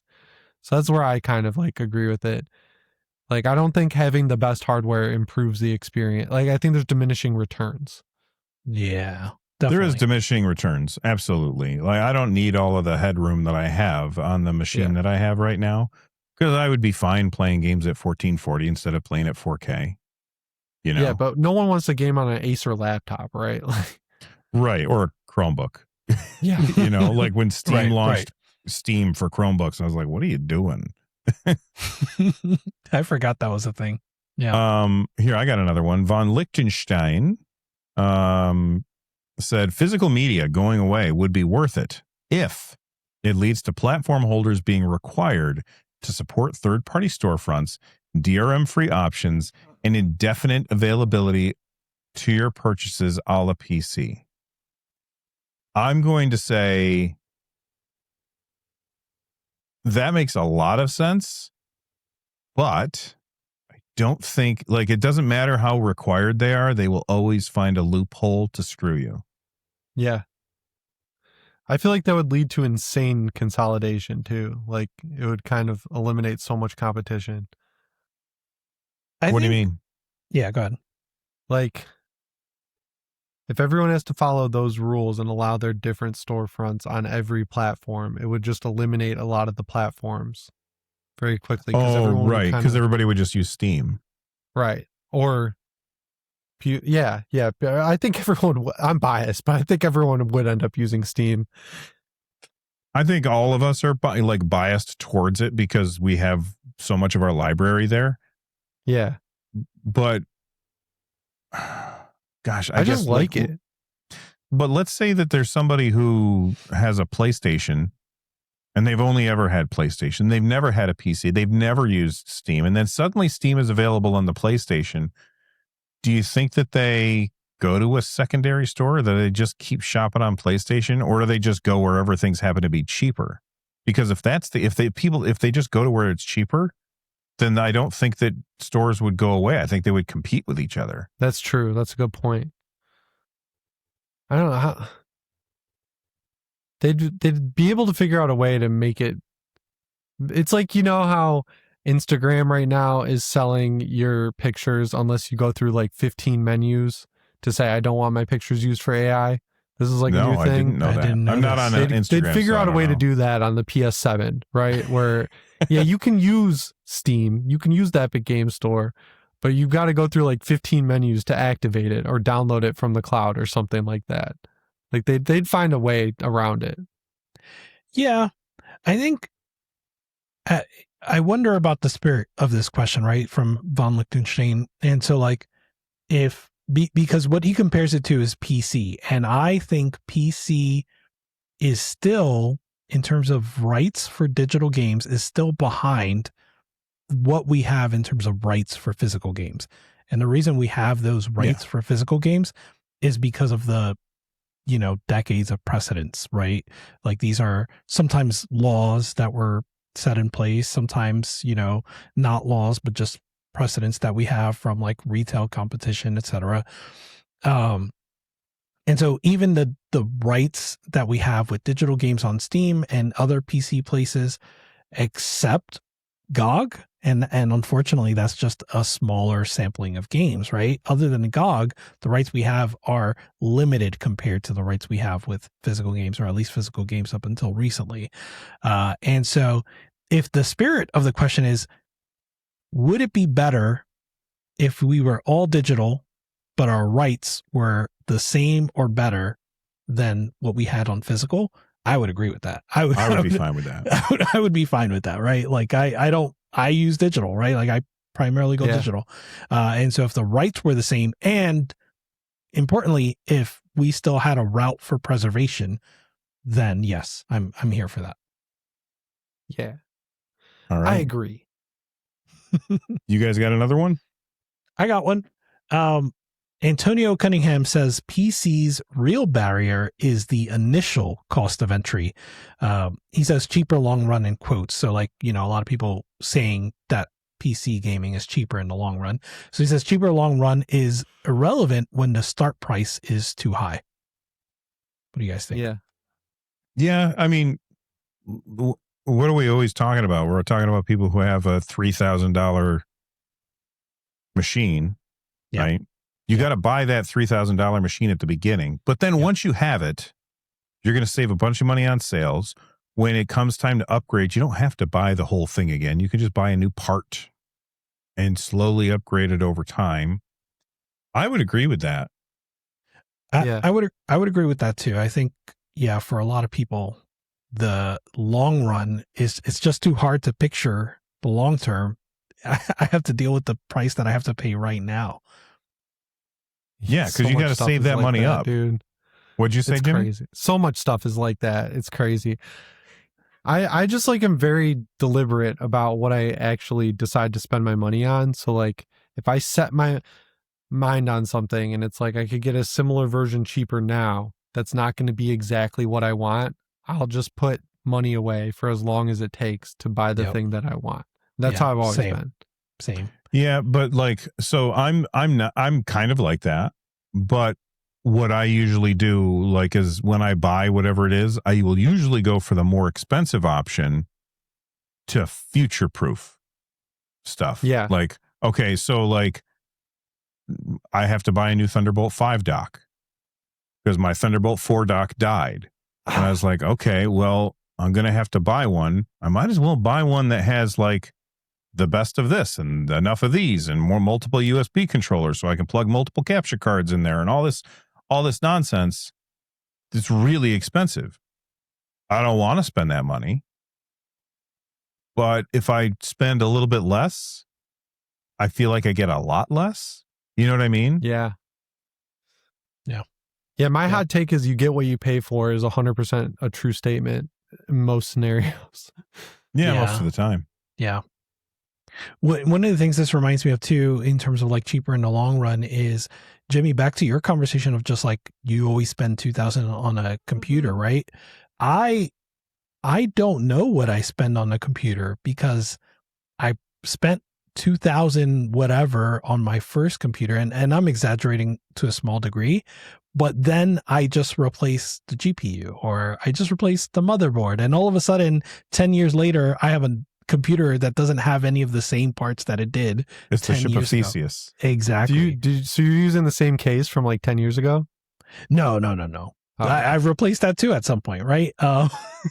But yeah, I think my PC is actually mostly a new build as of 2021, and then I've since then replaced a piece at a time, right? So like the RAM in there is not the same RAM that I got in 2021. Yeah. So every year I do a small upgrade. the way I did it was kind of weird. Like the way I got my first gaming PC was I had a Galaxy Tab way back, like the original Galaxy Tab, and I got some poor soul to trade me a computer with an i5 and a 480 GPU, NVIDIA 480 for it on Craigslist. And then I upgraded that thing's CPU, and then I upgraded its GPU to a 1070. And then after that, I started working for Austin. And if you guys didn't know, Austin Evans gets a lot of laptops rolling through, some pretty good gaming laptops. So I was able to just kind of be like, hey, can I like have the Razer Blade with a 3070 in it and like a, AMD processor? And he'd be like, yeah, just hang on to it. Don't sell it. So I never sold anything I got from Austin. So I was able to borrow computers from work for a while. But then when I took over my own business, my first PC real build I did was that SteamOS one. So I've really only ever built from scratch one PC since I traded for a pre-build and then upgraded it. My first build, like PC that I had to build. So my first computer was a Commodore 64. Okay. The like OG computer. Old. Yeah, very old. And then I'm sure that I've told the story. What's that? Did it have punch cards? It did not. No, it did not have punch cards. Bite my Was ass, it in black Jimmy. and white? No, it had a blue screen. It had a blue screen with light blue text on it. But then I ended up trading that in for the parts to build my own computer. And I remember when I did it, I brought the parts home, and like my mom was there, and I was explaining to her what like the different parts were. And I grabbed the hard drive and I go, Mom, this is a 100 megabyte hard drive. And I was like, I was so freaking happy, but what a piece of shit. I remember those days. I remember 100 megabyte hard drives. Yeah. How old are you, Rich? I will tell you afterwards. What? I'm gonna guess after. Yes, let's do. All right. Speaking of after, Rich, let's grab one. What's your social security number, my friend? Yeah. Could you slow down? I got to write this down. All right. When do you guys pick one more? Ooh. If you don't have There's one so idea. many about the Steam Machine that I agree with. But they're kind of like bait. Like this guy asks, Steam Machine is too cheap considering the high demand. It's like they made like 20 of them, dude. Like that's just bait. Right. The people who are like, but it's sold out. I'm like, yeah, it's sold out because they made very few of them. And I don't understand why people don't get that. Hot take. Steam Deck 2 will outperform / have the same performance as the Steam Machine when docked. Wait, what? Steam Deck 2 Deck 2 will outperform the Steam Machine or have the same performance when docked. It's like when you dock it, it'll be a Steam Machine. Yeah. I freaking hope so with how long they're taking on it. Don't want to hear what Bill has to say. I don't know. Like 6 times more powerful than the Steam Deck. Like when we look at the chips that we've gotten since the Steam Deck has come out in the last 4 years. Yeah. None of them are anywhere close to that level of performance at the battery life that you want. So, like, I think Valve would be happy if they got double the performance at the same battery level. And if they hit that, then they would ship a Steam Deck 2. Yeah. Waiting for 6 times more powerful at the same battery level? I don't see that happening. Yeah, they better not. It seems rough. I too would enjoy that, right? Like who wouldn't enjoy that? But it seems like a tough target to make. They could be the ones to do what everyone wanted from Nintendo, which is like a dock with an eGPU in it. Yes, that would be fire. That yes, gives you this performance. That would be cool. Yes, I would be all over that. Yeah, I would be too. Yeah. But then you have to split the generations because, like, you if you do that, you make one of them redundant. You make the Steam Machine redundant by having a Steam Deck or you just merge them like Nintendo. I guess I don't know. It's not my job to figure it out. Someone at Valve figure this out. Also, because it'd be so thin, it'd be a lot louder than the Steam machine. Yeah. Right. So, Yeah. like, I don't think that they have to worry about, the Steam Deck 2 is going to cannibalize Steam machine sales. I don't think that Valve really cares. As long as they sell every unit that they make, I bet they're happy. Yeah. Because Like, it's cool that people want to use it at all, really. What? Either of them. Like, that's got to be validating. It's yeah, like I think so. Net gain for them because, they're not selling at a loss, especially now. And every new user is a new user to SteamOS. Yeah. That's right. And that's their real product. Like, by the way, go watch that video that I put out, everybody. That's their real product is SteamOS. The whole point of the Steam Deck is to push SteamOS. The whole point of the Steam machine is to push SteamOS. SteamOS is the product that they want to get out there. And they'll say it's because they believe in open platforms and la-di-da and, everything. But really, it's because it helps them sell more games. Yeah. Because that's how they make their money. That's right. And if we're going to Windows, then maybe we'll click on the Windows store. Probably not. But will we? Will we? Carrie will. I won't. I've tried. Look.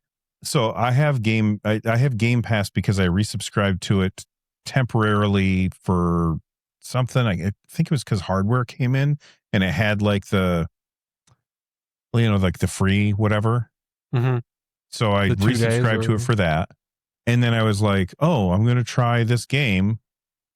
And I go there and I try and download it. And then I'm using their friggin' the Xbox game mode.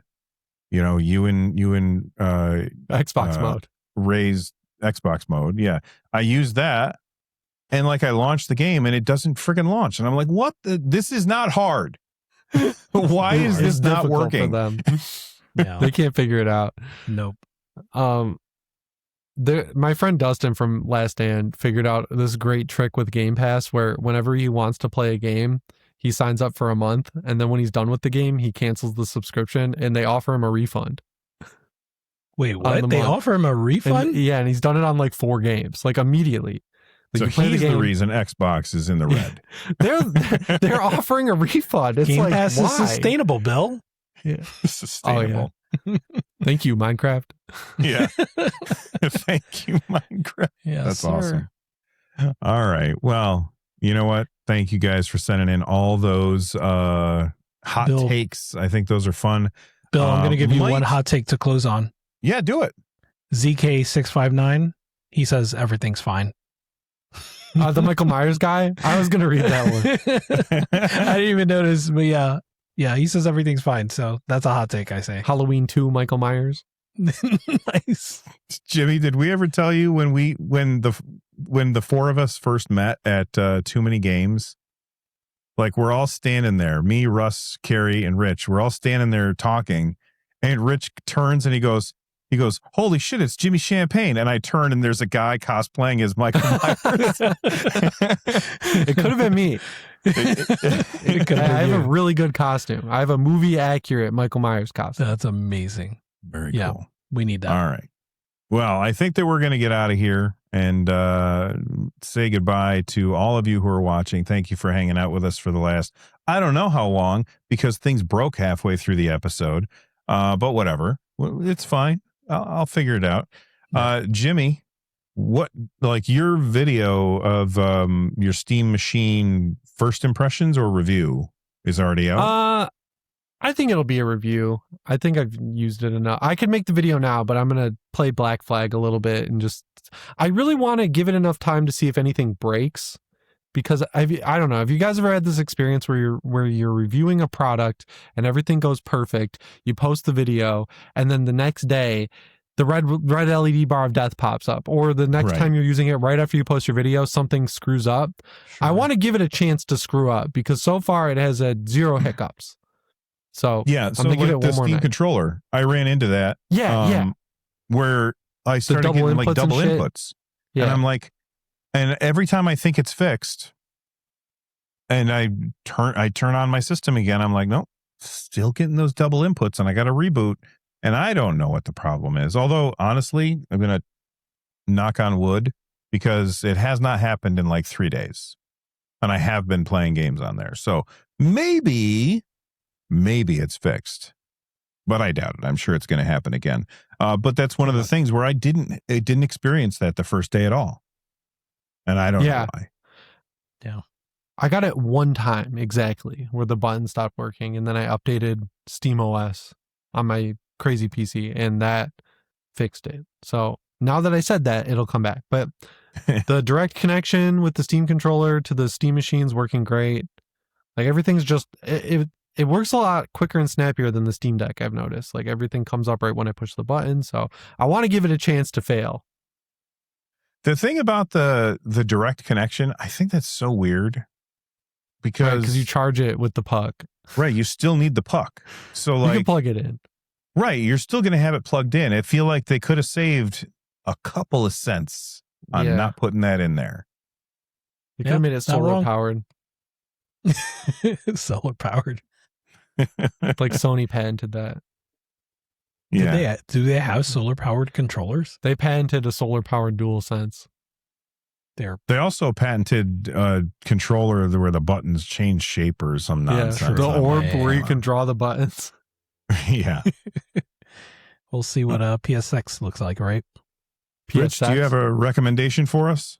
Since I didn't get to do the games I played, I'll real quick talk about. I forgot about that. Yeah, I'll talk about the Queen's Gondola. It's like a 15-minute game, but if you've ever played Exit 8, which I have not played Exit 8, so this was my first introduction to one of these types of games, it's like you're supposed to spot the anomaly, right? Like you walk into a room and you try to figure out what's wrong in the room, and if there's nothing wrong, you move forward. If there's something wrong, you turn back, and you have to do this a few times in a row. In this case, I think you have to do it like 8-10 times, and that's once you figure that out and you do it 10 times, you win the game. But this is a free game. And, you know, now that the Steam sale ended, I thought I'd plug a free game. It was a nice introduction to that sort of genre. I don't think I'll ever enter that genre again, but I liked this. I enjoyed this particular version of that genre. So I thought it was pretty cool. That sounds infuriating. I like it. I don't. It's like play Mecha Chameleon. That's like the whole game. That's true, right? Yeah. Well, yeah. No, it reminds me of. Do you guys ever watch The Office? Yeah. When the Jenna most popular Fisher, show of all time. Right. Well, not everybody watches it though. Yeah, I know. Fair. But when Jenna Fisher, I can't remember her character's name, but she gives the guy with the white hair. What's his name?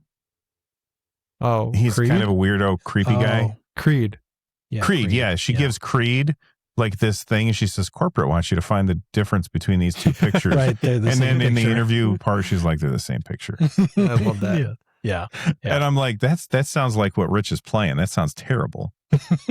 It takes some time. Yeah. But I recommend it. Try it out. All right. Yep. Well, anyway, thanks for watching, everybody. We'll see you on the next one. Stay rad. See you guys.